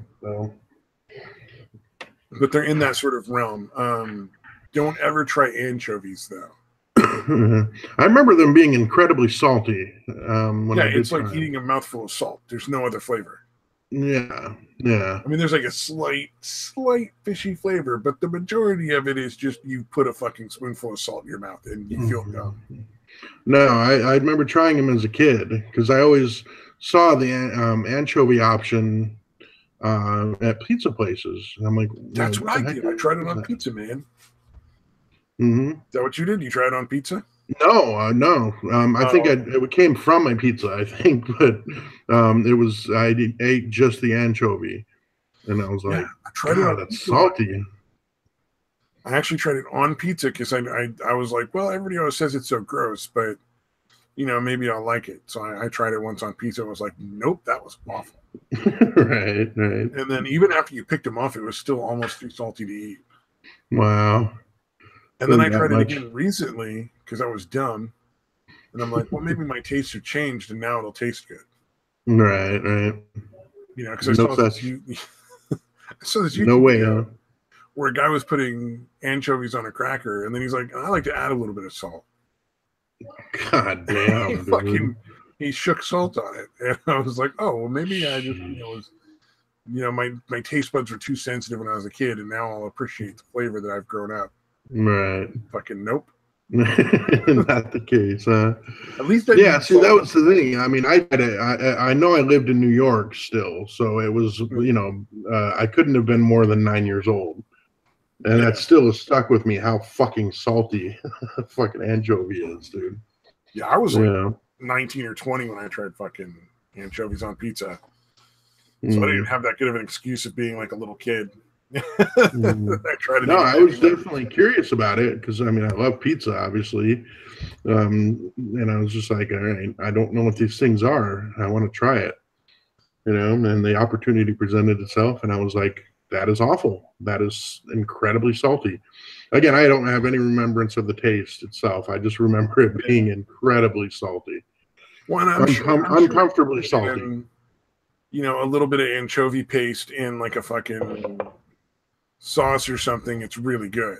You know what I mean? Like it just adds a lot of depth to something. You don't have to add salt, you just add anchovy paste. Right. In a very similar small to how quantity. Fish sauce works. Never use fish sauce in cooking like Asian food. Oh, right. You just don't add any other salt. That's your salt. You don't add soy sauce. You don't add any other salt. There's no teriyaki. It's just whatever other flavors, and then the fish sauce is all of the salt you wanted to add. Yeah, makes sense, dude.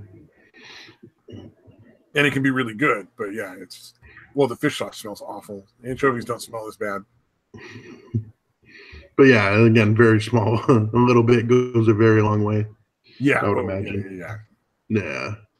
I took it when I tried it again was only a couple months ago. Was the second time. Yeah, I'd almost want to try it again to lock in like what it actually tasted like. Although from what you're saying, it's essentially just it's like a shitload of salt in your mouth. It is. Yeah, it's very, very slight fishy taste and salt.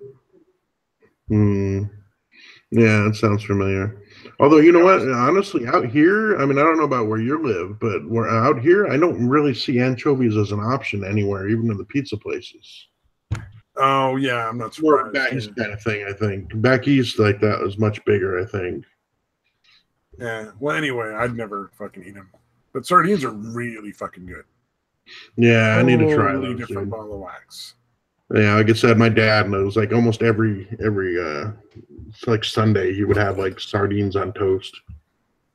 Yeah, he loved that shit. And it's got all the really good fats, so it's good for your cholesterol. So yeah, like the omega-3s. Yeah. Oh yeah.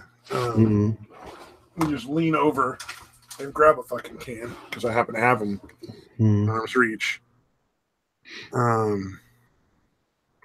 It's got 55 milligrams of cholesterol, but if I remember correct, it's 6 grams of unsaturated fat. So 3 grams of saturated fats, which are the ones that are kind of not as good for you.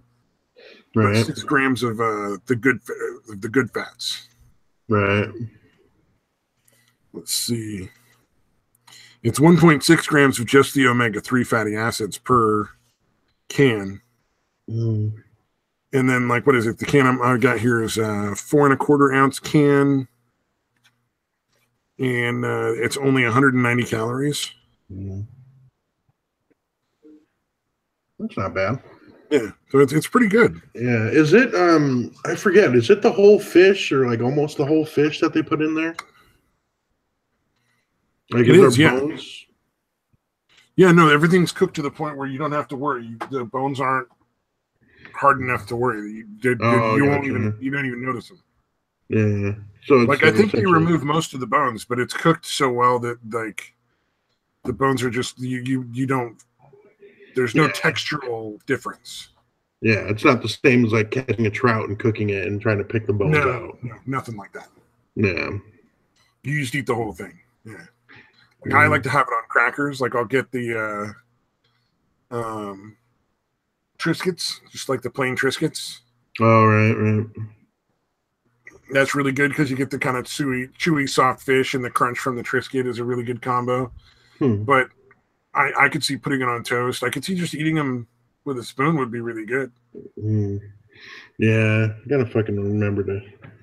Actually, I'm gonna put that on my fucking. I always have a grocery list thing on my phone. Just buy like 1 can of sardines, and you can either get them plain, like in olive oil usually, or in mustard or tomato sauce, and whatever appeals to you the most. Like regular yellow mustard? Yeah. Okay. It's usually like mustard with like a little bit of dill weed.